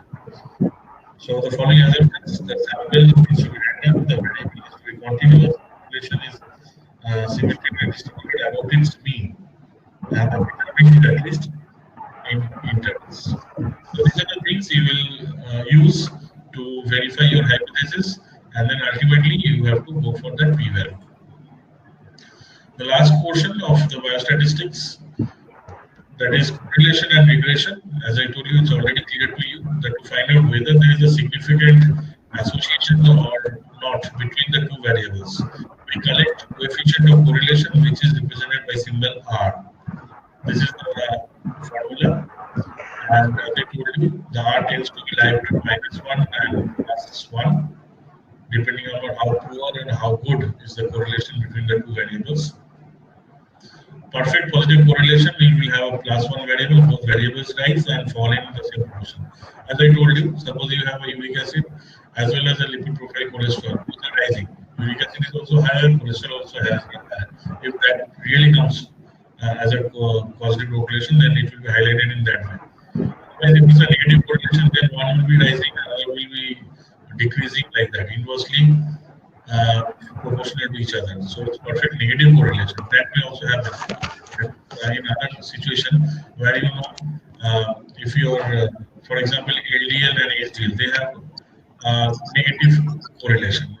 If your LDL becomes higher, your triglyceride cholesterol becomes higher, your HDL should be becoming lower, which is a good one, but you actually lose it. And they have actually a perfect negative correlation in that way, if I say. So moderately positive correlation, it will be lying between, as I told you, 0 to 1. Moderately negative correlation, it will be -1 to 0. Absolutely no correlation, then it will be having 0, where it indicates no linear relationship existing between two variables. Means if you plot a spot diagram, you will not get a proper linear graph, you will get an haphazard line. It will be totally a non-linear presentation of the graph. So that is absolutely no correlation. So finally, the conclusion which I want to say, that biostatistical techniques can assure you that the results which is found in a study are not merely because of a chance. It is really effort of some true experiment, and it has some firm conclusion and message for the society and mankind. And in every case of life, statistics plays a major role for better gaining and accurate results. And a well-designed, properly conducted study is a basic prerequisite to arrive at the valid conclusions. So this is what I want to say to all regarding the biostatistics. And I don't know the situation on the other side. I hope this is not the situation. So with all due respect, thank you. Thank you all for your patience hearing. And with this, I conclude my presentation. So thank you, sir. Over to you all. Thank you so much, Dr. Partha Pratim Pal, for your valuable and informative presentation on statistics. And I am sure it will be very much beneficial for participants, especially those who are pursuing their MD course. I know when I was also pursuing MD course, and I used to think about this statistics. What is the role of this statistic? But now I can say it's a very, very important, and especially for the research work, how to collect the data and what type of the data should be collected. So it was very nice and beautiful presentation. Thank you so much. Now we have another speaker today, Dr. Subhranil Saha, and the topic is sample size. But before that, our chairperson of today's session, Dr. Atul Singh, sir, has already entered the room. So let me introduce, it's my pleasure to introduce Dr. Atul Singh, sir. Dr. Atul Singh, born on 15th December 1969, he completed his BHMS in 1993 and MD in 2003 from Rajasthan University. He also completed MBA in Hospital Management from Vinaika University in 2010. Presently, he is serving as principal and professor at Dr. MPK Homeopathic Medical College and Research Center, Jaipur. Earlier, he has also served as principal at MN Homeopathic Medical College and Research Center, Bikaner, Rajasthan. He was awarded the Best Principal Award by Dr. Mahendra Singh Memorial, Kolkata. Dr. Atul Singh was also nominated as a member of Central Council of Homeopathy, where he served as a member of Executive Committee and PG Committee. He had several numbers of articles published in various journals.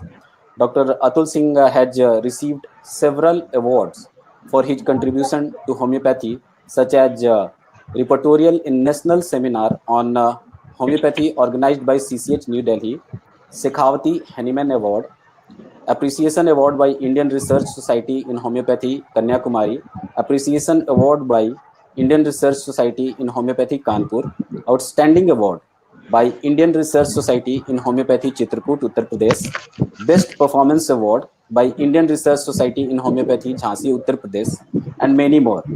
I request Dr. Atul Singh sir to say a few words regarding this webinar. Over to Dr. Atul Singh sir. Thank you, Sanjiv. Good morning, good afternoon, everybody. Thank you, Sanjiv, Dr. Yesika, and Mr. Manish Jain. I welcome to all you to the fourth day of 1 week PG workshop with them and the exploring and powering path of homeopathy national webinar on postgraduate education in the homeopathy, organized by Homeopathy Science and Congress Society and Homeopathy 360 and supported by CCRH and all PG College of India. This webinar has been thoughtful, planned to cover the subject related to MD home course, capacity building for the PG scholar, involve them with the concept of research methodology and biostatistics. Therefore, these subjects have been integral part of PG curriculum since the time of inception MD course by CCL. The need of incorporation of research methods in the curriculum was essential because the scientific evidence of the efficacy of homeopathy system of medicine need to be validated to term of modern science.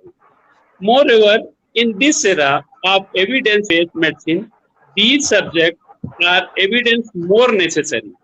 There is great relevance to research in education and clinical practice.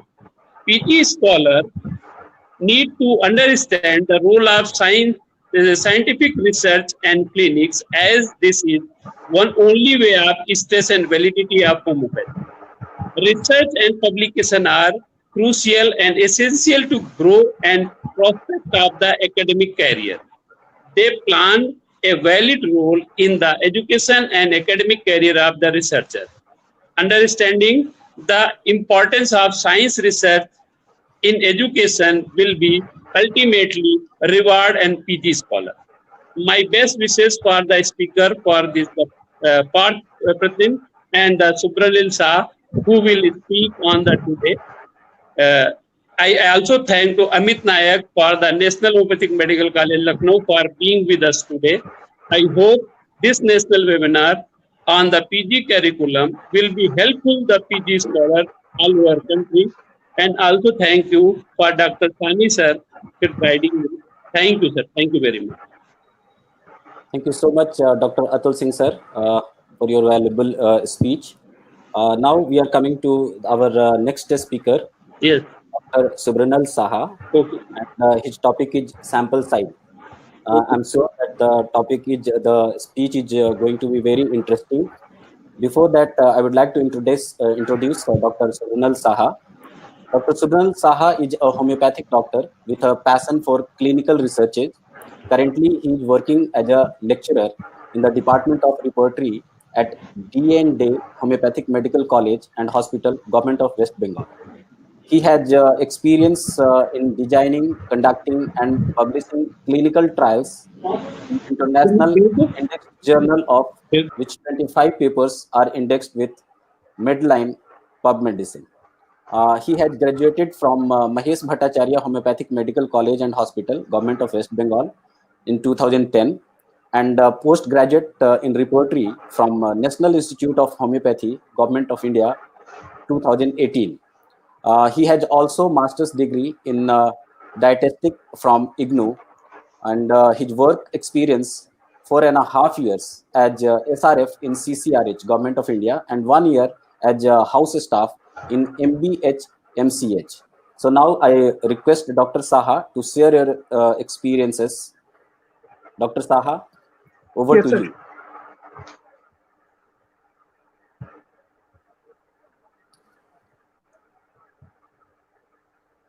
You have uploaded your paper, Dr. Saha? No, sir, not now. Kindly guide, how can I share my screen? Hello? Slide button is there, no? Right side. You have uploaded yourself or from there, Homeopathy 360? No, I have not uploaded my content yet. Then you can share, no? You just go to the slide icon, slides icon, right side lower, right side of your screen. It is there. It's showing webcam thumbnail position. No, right side. Slide is there, no? Below the settings, attendees is there, chat, polls, offers, then I'm video. running through my mobile phone only, not computer. Through the mobile phone. Yes, my computer's webcam is not functioning. Just wait.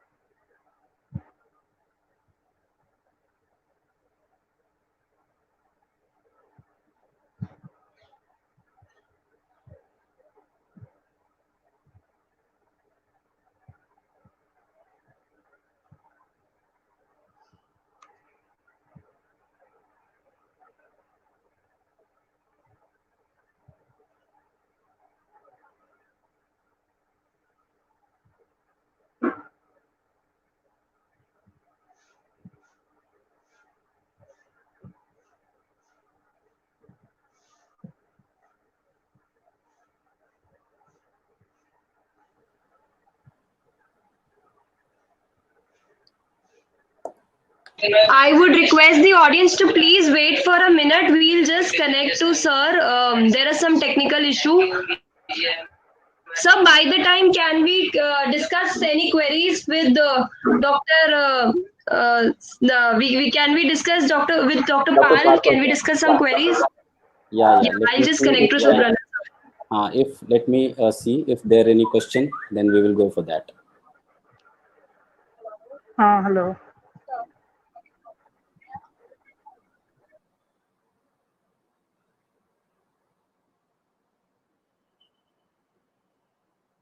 Is there any question from anyone?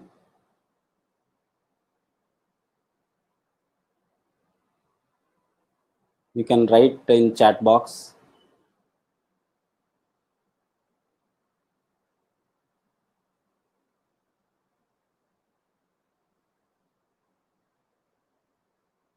Participants are requested, if you have any doubt, any queries, you can write in chat box. Dr. Partha is with us.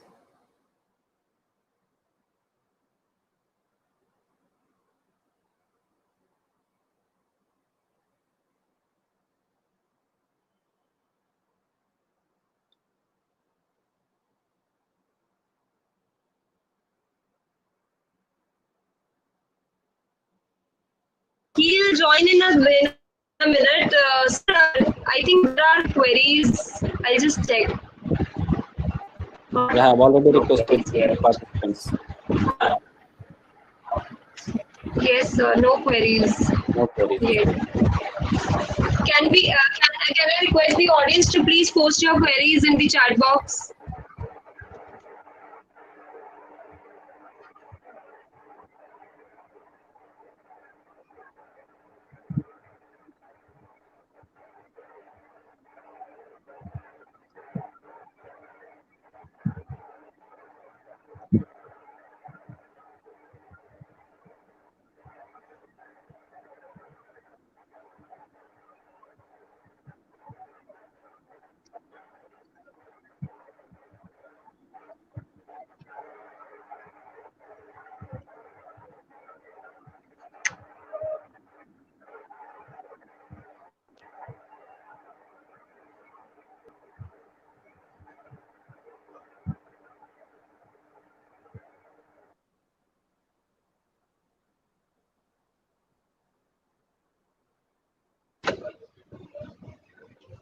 He'll join in a minute. He's mailing me the presentation. I'll just upload and Dr. Sanjiv, then we can continue with the webinar. Yeah, sure.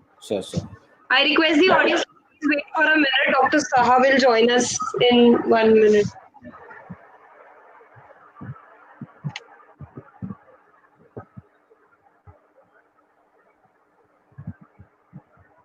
Doctor Saha sir आपकी आपकी screen पे एक video option दिख रहा होगा audio के साथ ही mobile में ऑडियो के साथ yes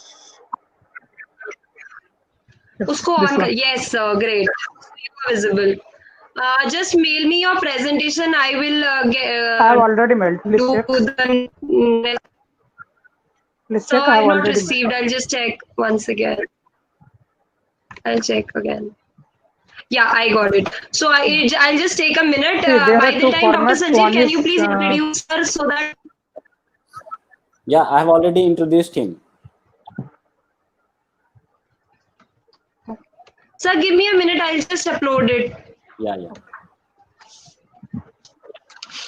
Yeah, I got both the formats, PDF also and PowerPoint also. Yeah. I will upload the PDF only because it will take less time.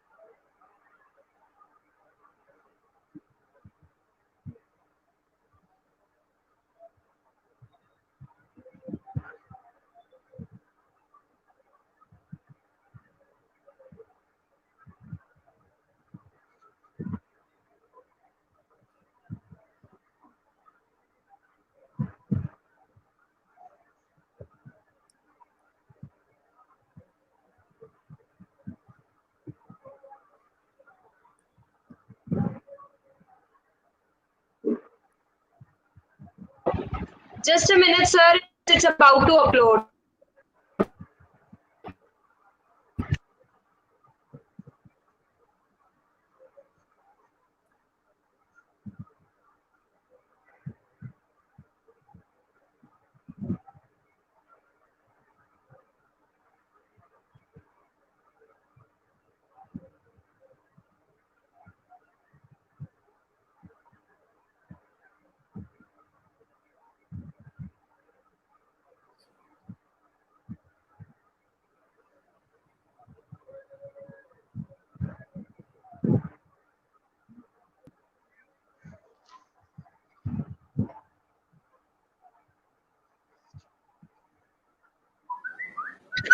Sir, it's ready. Yeah. Can I request Sanjiv sir, please? Yes, Can you yes, yes. run it for sir? Yeah, yeah. So once again, I welcome to all the participants, and of course, today's speaker. Already one speech had been completed by Dr. Partha Pratim Pal, sir, and now we have Dr. Subhranil Saha. Already I have introduced him. So now I request Dr. Subhranil Saha, just go for that, present your experience and paper. Dr. Subhranil Saha, over to you.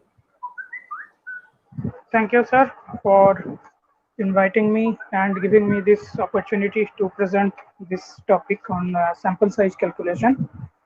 Thanks to Jain, Sahani sir, and my teachers who have faith on me to present this very, very important topic on sample size calculation. Uh, Currently, this topic needs special attention. Especially, I hope the audience is mostly the PGTs, and therefore, from the very beginning of PG course, this question, what is the sample size? This question haunts the PGTs, and it's my practical experience that this question is troublesome and really, really troublesome till the end. One searches for his life, what is my sample size and how to justify it. So, keeping in mind this current situation and this really troublesome situation, uh, to properly justify the sample size, I have targeted my presentation to PGTs only. So, and I have tried to make it very lucid, because very easy, very simple, because I don't want to terrify people with number of formulas. There are, I have come across more than 50 formula till date of sample size calculation. I have no intention of presenting all those 50 formula here, because we need to know what is only useful to us. And not only that, we not only to learn this thing, we have to apply this thing, and this is very, very important, to apply our learnings.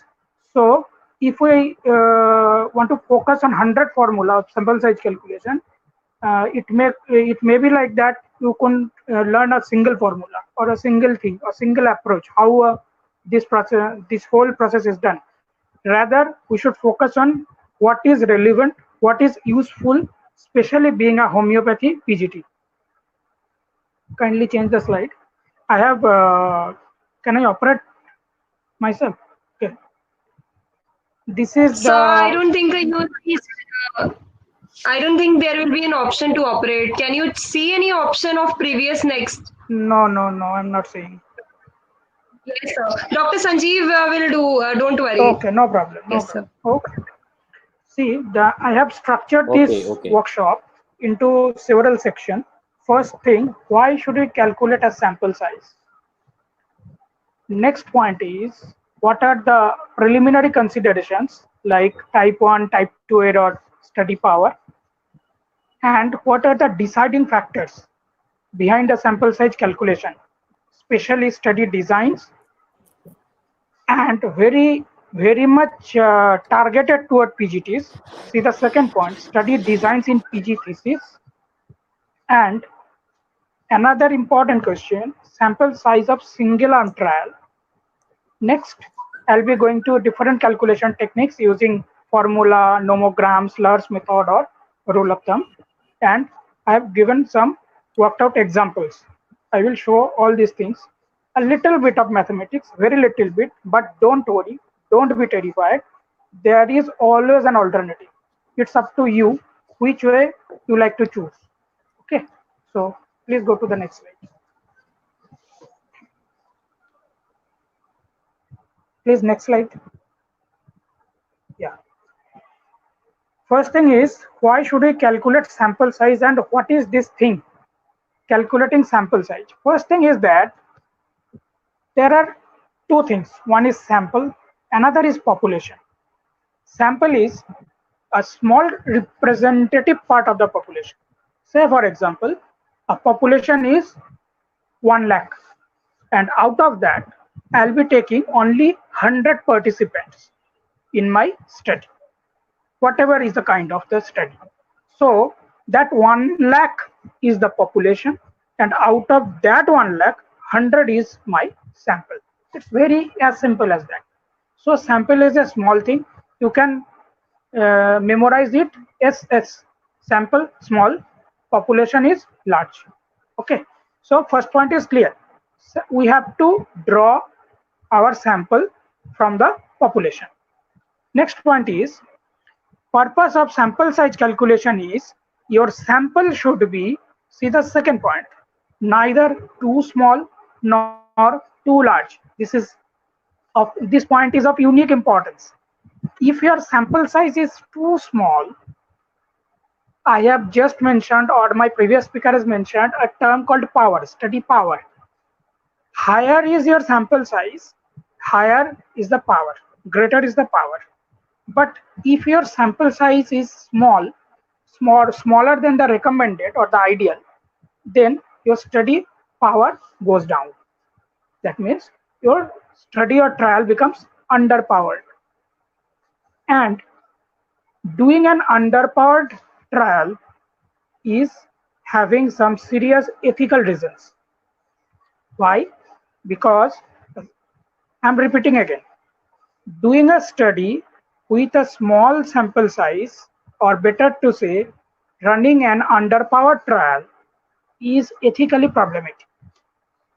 Reason? The reason is that the results generated from such small trials are not generalizable to the population. Clear? So, say we are working with a sample, and our use of statistics is to generalize the findings to the population. We can't work with 1 lakh population. We will be working with 100 samples, and we will try to generalize our study findings with 100 samples with 1 lakh population. This is the purpose of applying statistics. So a trial with a very small sample size becomes underpowered, and underpowered trial results can't be generalized to population. This is the basic problem of running a very small trial. Second point is, your sample should not be too large, because it will cause wastage of money, wastage of time, and wastage of labor. So your sample should be very much optimal, moderate, achievable. Okay. You have to keep in mind all these things, as well as statistically justifiable. So you have to keep in mind all these things, that your sample size should be achievable, it is statistically justifiable, and generates statistically valid results. So we should not be satisfied with very small sample size, or we should not aim very high. That may cause failure. Okay, so the second point is clear. I'm coming to the third point. First thing is that sampling and sample size calculation, these two things are totally different. Please don't be confused with these two terms. One is sampling, another is sample size calculation. In sampling, we focus on selecting participants from a population, but usually sampling is done in case of observational studies only. Sampling is restricted to observational studies only. In clinical trial, we do sample size calculation specifically. So what I'm trying to say, sampling is not applicable in clinical trials. Keep it in mind. Sampling is not for clinical trials. In clinical trials, we have very strict inclusion and exclusion criteria by which we enroll patients or participants, be healthy or be patients.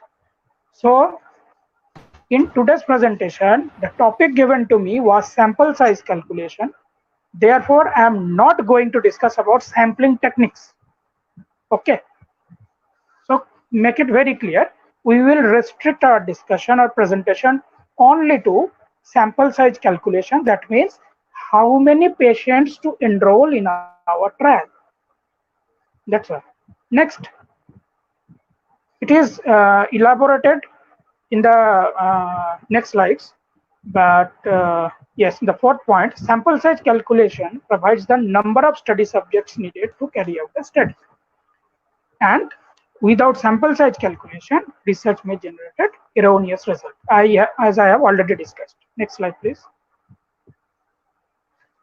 But before going into exact sample size calculation, we have to keep few points in mind.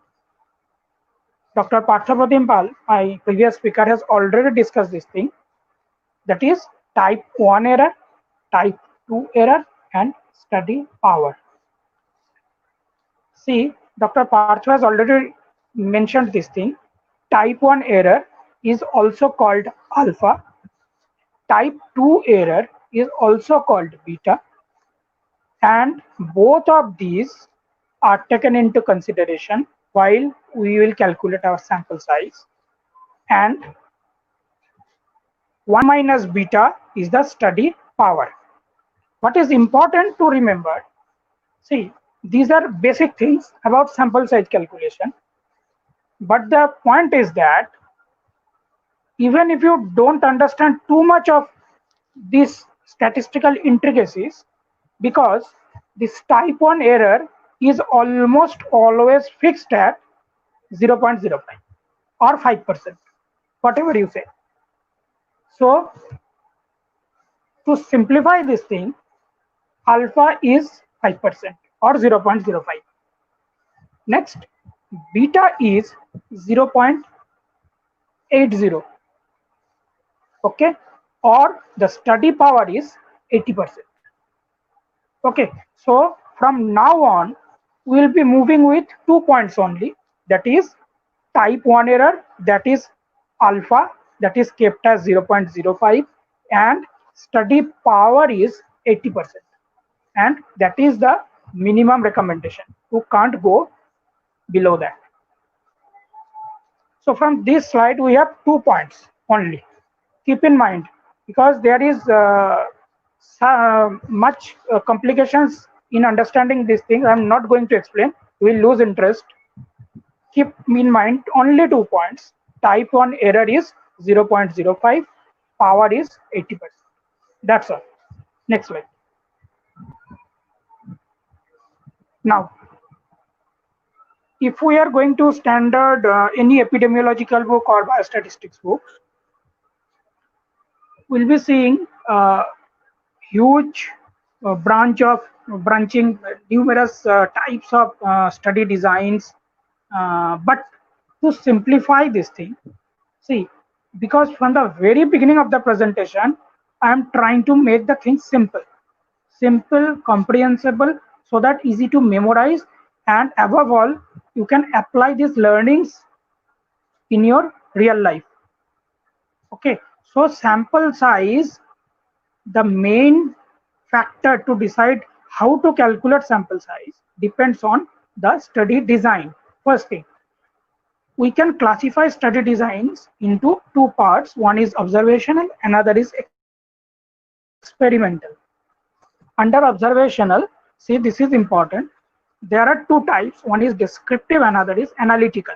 Under analytical, there are 3 types. You already know about it: case control, cohort, and cross-sectional. And under the control trials, there are 2 types. There are randomized control trial or non-randomized control trial. So whenever we are approaching to sample size calculation, this study design should be kept in mind, because the design will say which formula to use and which one to not use. First thing is that under the descriptive studies, there are no necessity for a sample size calculation. Okay, so Next, we are coming to case control, cohort, and cross-sectional. All these kind of studies are related to assigning a cause with a disease occurrence. For example, smoking and hypertension, or smoking or lung carcinoma. So these kind of analytical studies with comparison group are very rare or rarest to be taken up as PG thesis. So we are not going to discuss about these things, okay? Because I have never seen, or probably will never see, any PGT, any homeopathy PGT to take up this case control, cohort, or cross-sectional study designs, because these are not really about homeopathy. It's about assigning a probable cause to a disease occurrence. Okay, so we'll focus our sample size calculation on controlled clinical trials only. Okay, so next slide.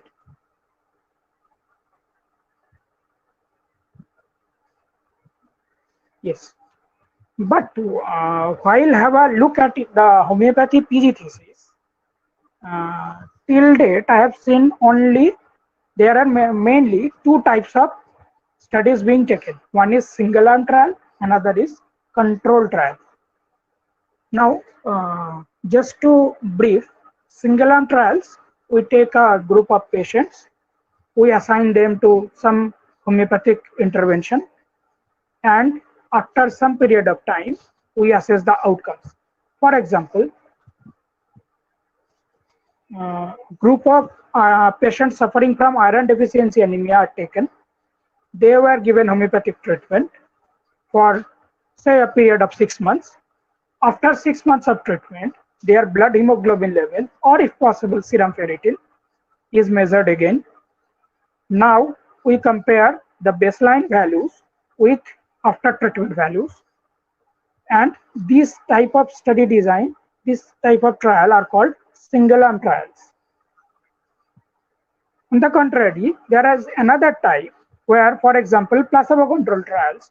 These trials are being taken up by many PGTs nowadays, especially in West Bengal state colleges and National Institute of Homeopathy as well. Control trials where two groups of patients are taken, where one group is given medicine and another identical group is given placebo, indistinguishable placebo.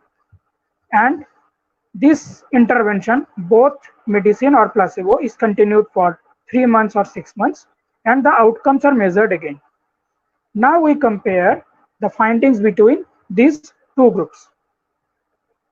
Okay, so this is the basic difference between a single arm trial and a control trial. Control trial, in control trial, there is a comparator arm. It may be placebo or any standard comparator.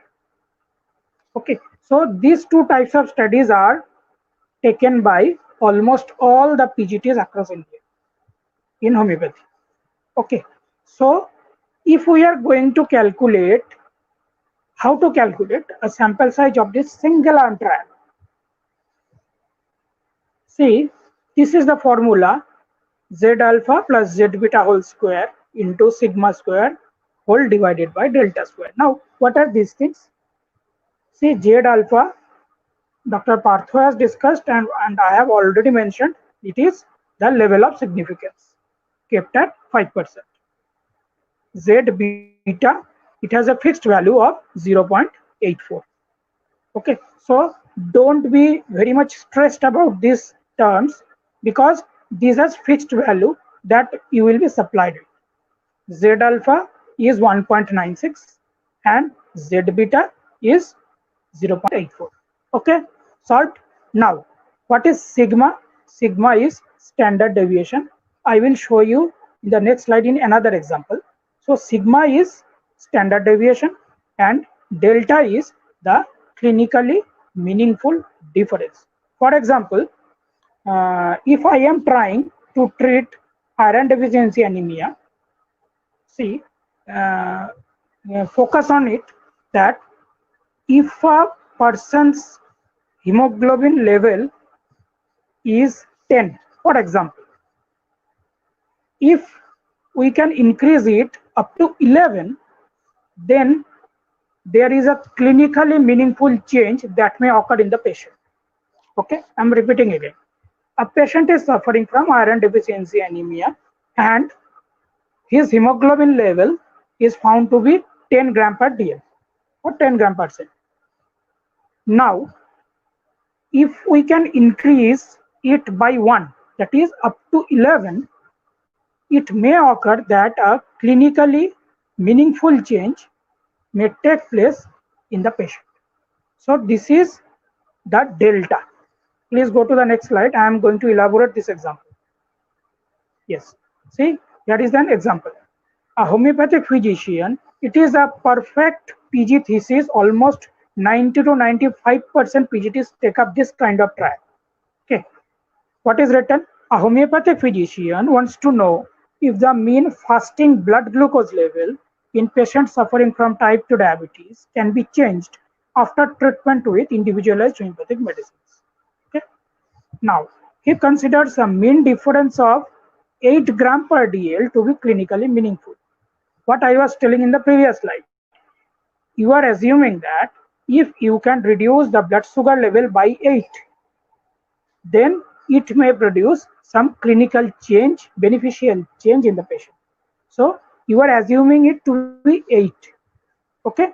Now, he also chooses 12 as the variation expected based on a previously published study. What it means?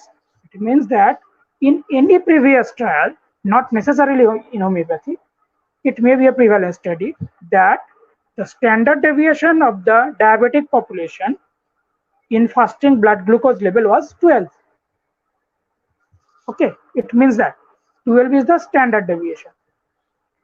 Now the question is, how many patients will he need to carry out the study with significance level of 5% and power of 80%? See, if it is a single arm trial, this kind of studies are taken by PGTs. Now, before start of the trial, suppose the PGT aims to calculate the sample size. How to do? See, from the very beginning, I have asked you not to be stressed about this Z alpha and Z beta. See, it is already supplied. Z alpha is 1.96 and Z beta is 0.84. Okay, but keep in mind, it is Z alpha 1.96. This value is applicable at 5% significance level. If the significance level changes, this value will also change. But don't worry, the value will be supplied to you. And Z beta, it is kept as 0.84. It is also applicable when the study power is 80%. Again, don't be worried. If the study power is not 80%, it is, for example, it is 90%, then the Z beta value will be supplied to you. Okay, so there is no concern about Z alpha or Z beta. These two values are in our hand, 1.96, another is 0.84. Now, the standard deviation as given in the statement, that is 12. See, sigma is equals to 12. Now, and ultimately the delta, what is the difference we are wishing to detect? That is 8. It is also supplied. So, see, you have nothing to calculate. All these values are supplied to you. Z alpha, Z beta, sigma, delta. All are given in this question. Just put these values in the formula. You will get the sample size of 80. Clear? So, this is the formula by which almost 95 to 99% PGTs in India who are taking up single arm trials as their PG thesis, they can calculate their sample size. Okay, I don't think that it is too much complicated. See, because all the values you will be supplied with, you just need to put that values in this formula. Okay, next slide. But this is another magic number, sample size of 30. I have been hearing this since last 15 years that your sample size should be 30 at least. And but till date, I have not found anyone to justify or clarify this thing. Why a sample size of 30 should be taken? The simple answer and the simplest possible correct answer to this question, why is sample size 30, is central limit theorem. Okay. What this theorem says, I will not go into again these technical or statistical terms. For your easy understanding, the central limit theorem tells that higher is your sample size, it tends to assume a bell-shaped normal curve, as Dr. Partha has very beautifully illustrated. Higher is your sample size, it assumes a bell-shaped or normal distribution pattern. And usually it has been seen that as soon as your sample size reaches 30, the curve takes a normal shape, that is a bell shape. And as soon as it takes a bell shape, your data becomes parametric data. You can use statistical tests accordingly. Okay, so if anyone ever asks you, what is the justification behind reaching a sample size of 30? This is a magic number. No, it is not a magic number. You simply state the answer.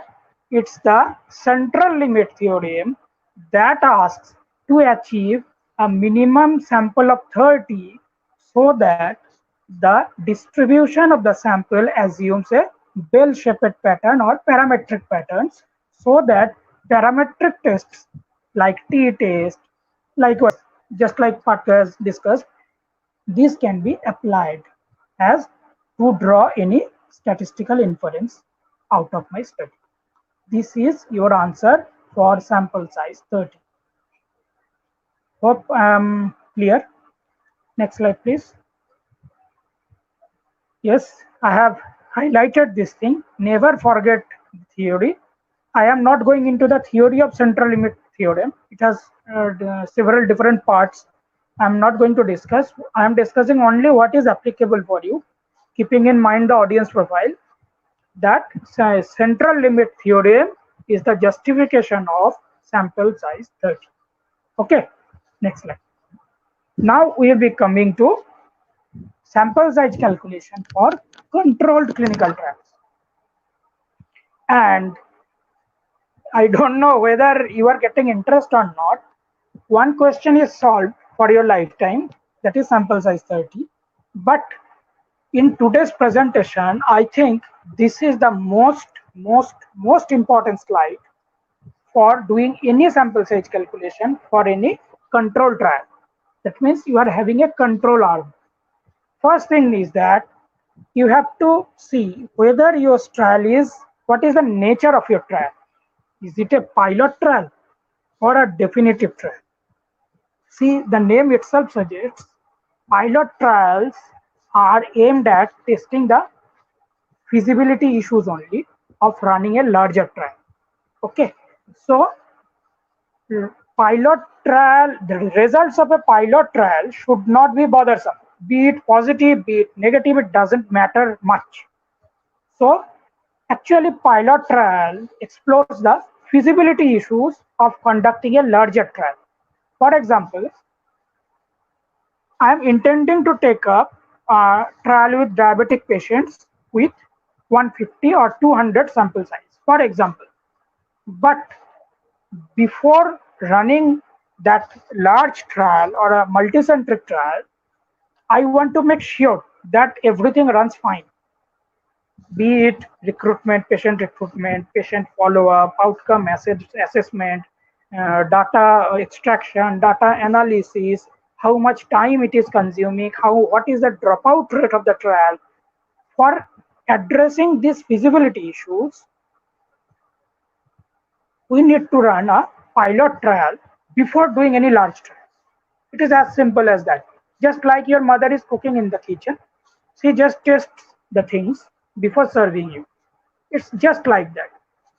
If she found anything problematic, she had some sugar or salt or whatever. Before serving the food to your plate, she herself tested, and this is what is we called as pilot trial. Okay, and this pilot trial will tell you what is to add, what is to deduct, and what are the adjustments to be made for a definitive. Okay, so for example, your pilot trial is with only 10 or 20 participants, but your definitive trial is with 200 participants.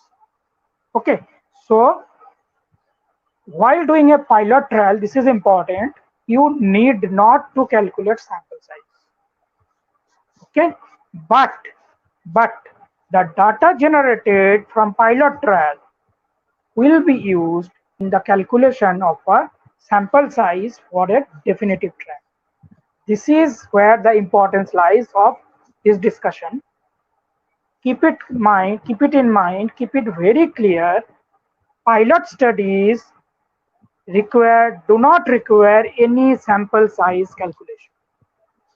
Pilot trials are aimed at only addressing the feasibility issues of conducting a large trial. Whereas the data derived from the pilot trial are used for sample size calculation for a definitive trial.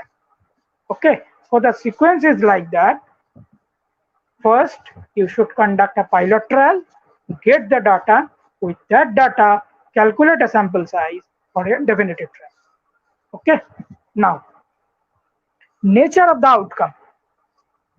Before going into sample size calculation and applying some formula or some techniques, we should know what is the nature of our outcome measure is. For example, if you are measuring blood sugar, for example, or you are measuring blood pressure, or you are measuring blood hemoglobin, whatever it is, or you are measuring lipid profile or thyroid profile or whatever. See, these values can be presented in terms of, these values can be presented in terms of mean or standard deviations, as Partha said, or median or quartile ranges. That means these are quantifiable variables that you can quantify. These are continuous. And the second option is, for example, you are trying to achieve 20 gram reduction in the blood sugar level. Now, after the end of the trial, for example, you enrolled 100 participants, and after the end of the trial, you want to see how many patients have achieved that 20 gram of reduction in blood sugar, in fasting blood sugar. So, for example, out of 100, you have seen that 50 patients achieved 20 gram reduction of blood sugar. So, you tagged those 50 patients as improved, and the rest who have not shown that kind of improvement, you tag them as not improved. Okay, this is also commonly done in PG thesis. So these are termed as binary outcomes. Okay, or dichotomized outcomes. You are dichotomizing the outcome as improved and not improved. See, it is optional. You can keep the reading outcome as either continuous as it is. Otherwise, you can convert it as binary. But whatever outcome you will be using, be it binary, for example, you are saying that 50 patients have been improved, 50 has not improved. Your outcome may be like that, or your outcome may be like that in a continuous pattern, like you want to see how much mean reduction you can achieve after 6 months of treatment. So here your outcome is continuous nature. Okay, I hope I am clear. So nature of your outcome will decide which formula you are going to use in sample size calculation. Clear? Very easy points. So I have discussed 2 points, pilot trial and definitive trial. We don't required to calculate sample size in pilot trials, but data generated from pilot trials will be used in calculation of sample size for a definitive trial. And the nature of outcome, whether it is binary or whether it is continuous, this will decide which formula or which technique we are going to apply. Next, another important part, your existing literature on that will help you to sample size calculation. For example, I am going to run a trial on hypertension. Now the first thing is that we have to identify any similar study is already published or not. First thing is that you need to identify similar published research literature, whether being a homeopath, I am going to run a trial on hypertension. But first of all, I have to search whether any similar study has taken place earlier. If yes, okay, if yes, then I have to get the full paper. I have to check the PICO. What is PICO? That is P for patient, I for intervention, C for control, O for outcome. Whether that earlier published paper or trial has similarity with mine in these terms.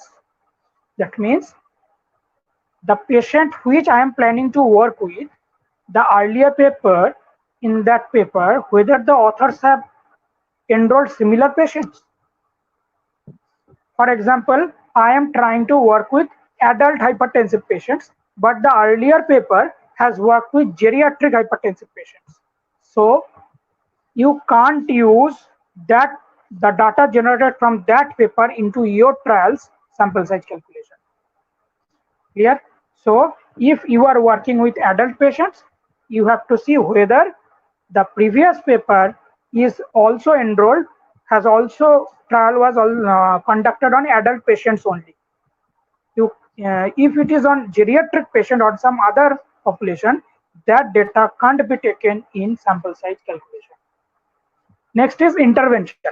For example, the earlier paper, they have given Baritamur 3x to all the geriatric hypertensive patients, but you are planning to give individualized homeopathic medicines to adult patients. See, the intervention is different. Okay, so you can't take that data in your sample size calculation. Okay, so PICO, P and I completed. Next is C, control. In the earlier paper, you see that they used one allopathy control arm, okay, where standard antihypertensive drugs were prescribed, but you yourself plan to give placebo. So again, that study can't be helpful in your sample size calculation. But another thing is outcome. That study has used, for example, any binary outcome, but you want to check the continuous outcome. That study, the earlier study, has evaluated how many patients has improved and how many not. But you want to check the exact mean reduction of blood sugar or blood pressure, whatever it is. So whenever you are planning to do a sample size calculation from a previously published study, you need to check on these things. Who are the patient? That means the patient profile between yours and the earlier study. What is the intervention? Whether the same intervention you are using. In this example, they have used Baritamur, but you are going to use individualized homeopathy. So these are not compatible, not same. Third point is, what is their control arm and what is your control arm? Is it same? If so, then use. If not, then don't. And what is the outcome? Okay. Another important point to add, what is the time duration? What is the intervention of the study? If the earlier study, in the earlier study, if they have given patients 1 year long follow-up, but you are planning to give only 1 month follow-up, then it is not possible that that study data will be helpful in effect size calculation, in sample size calculation of your trial. So while using data for sample size calculation from any external source or earlier published literature, you have to be very much cautious about this thing.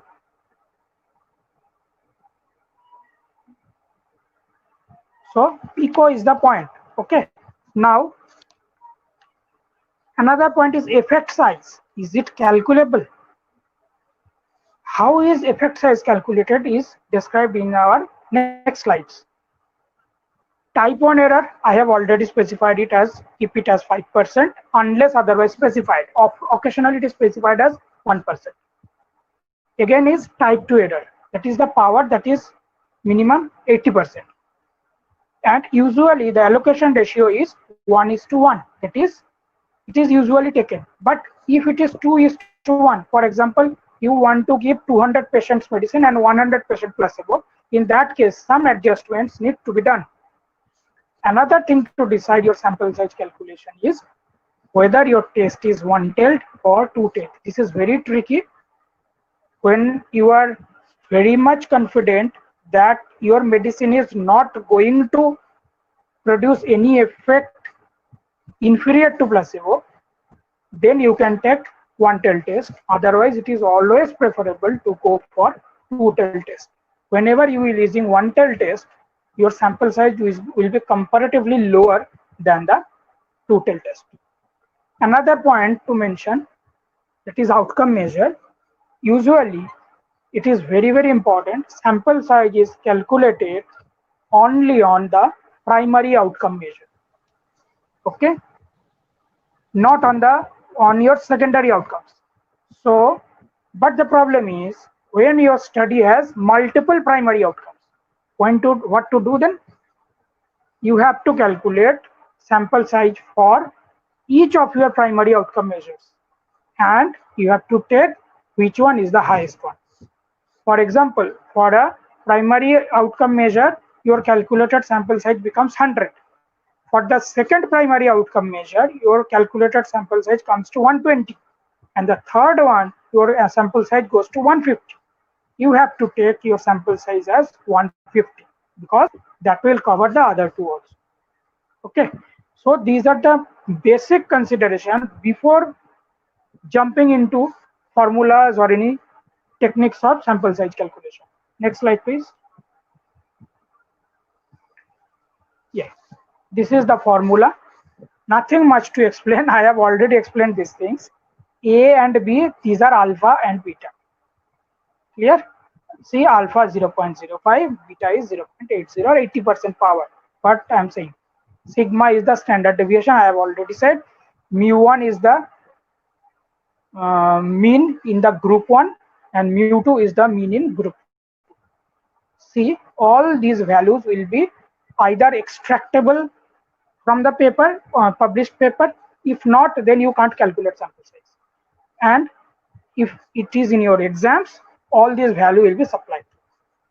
Okay, so don't get stressed about these things. I'll be showing you on an example. Give the next slide, please. Okay, yes, the earlier one was about formula only.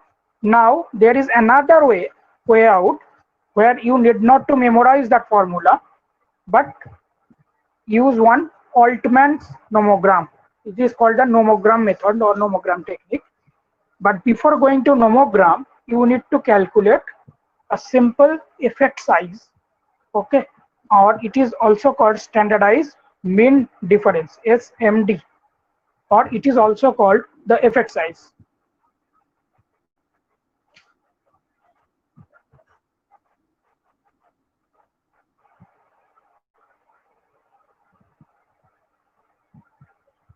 Sorry for disturbance. So I have shown you one formula to how to calculate sample size directly, but here is another way how you can bypass that formula without memorizing that. Okay, but Before going into this technique, Altman's nomogram, you have to memorize this formula, that is mean 1 minus mean 2 divided by pooled standard deviation.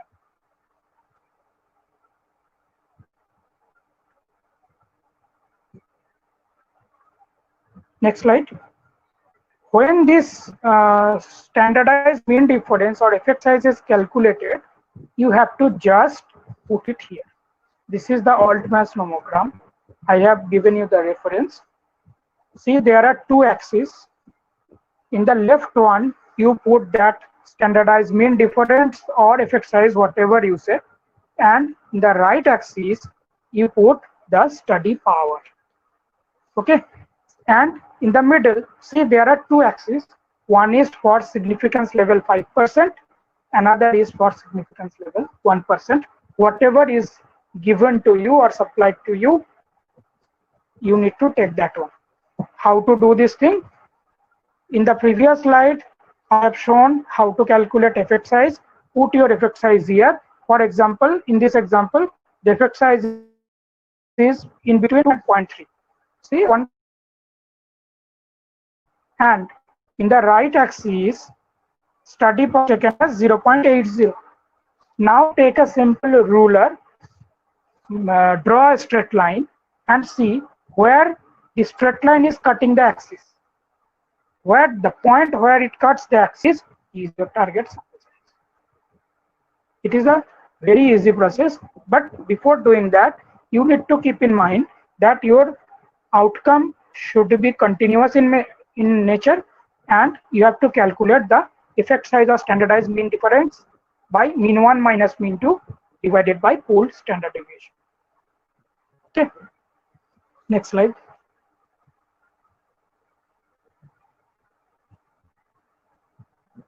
Next slide, please.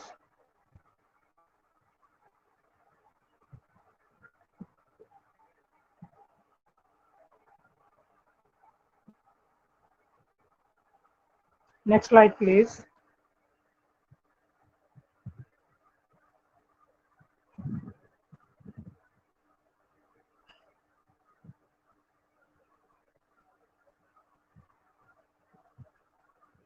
Please change the slide. Next one.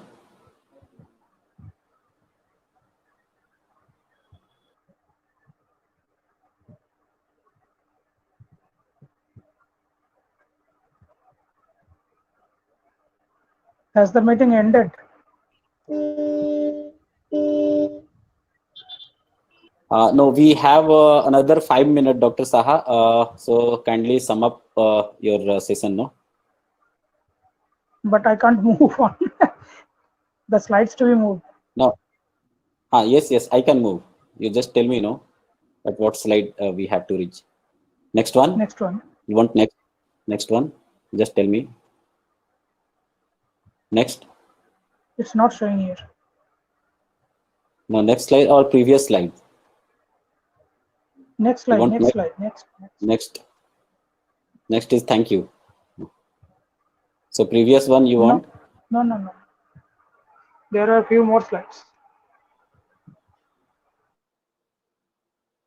No, just tell me which slide you need.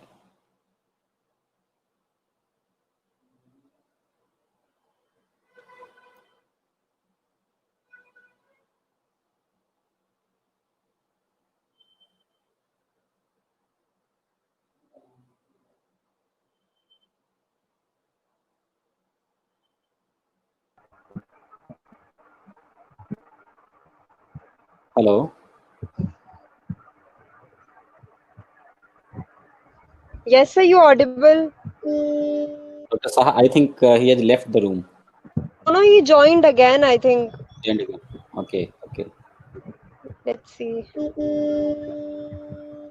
I request the audience to that you can mail us the queries. We'll try to connect to the speakers and then solve your queries.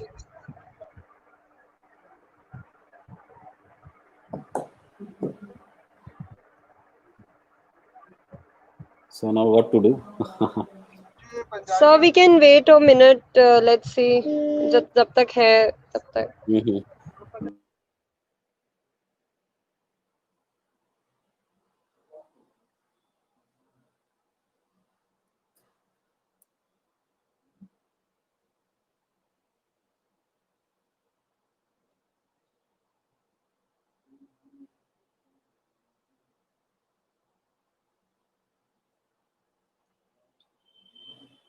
Hello,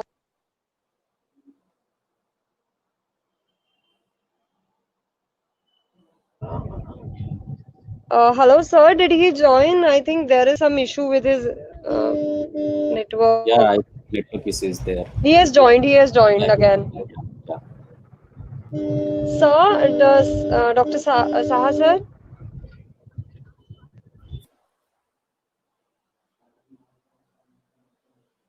Again, he left. He left again. Yeah. Again. I request the audience to please post your queries to us at webinar@homeopathy360.com. We'll try to connect to Dr. Saha as well as Dr. Pal.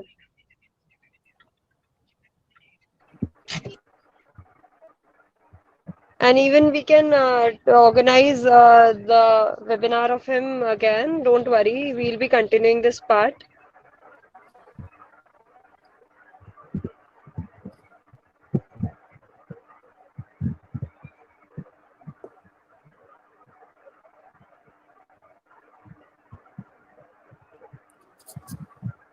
Is it closed? No, yeah. You may go ahead, Dr. Saha. Yes. But I can't see the slides. Dr. Sanjiv sir, can you please wrap up the session? Yeah. We can do that. So thank you so much, Dr. Saha, for your valuable presentation on sample size. And very nicely, you have differentiated sampling and sample size collection. So thank you so much. And now it's a time to vote of thanks. I thanks all the participants and all the speakers of today, the chairperson and co-chairperson. And a special thanks to Dr. Sahani sir, the man behind scene, and of course Dr. Jessica. Day night she is working for organizing all these webinars. No, every day she is working for the webinar, and of course Mr. Manish Jain, who had provided us a very nice platform to explore the homeopathy. So thank you so much to all of you. And now I ask Dr. Jessica to announce tomorrow, the program. And So I just want to announce that tomorrow we are having the session again at 11 o'clock. We'll try to start it on time. So I hope you all will be there with us tomorrow again. Thank you so much. For any queries, you can mail us at webinar@homeopathy360.com. Yeah.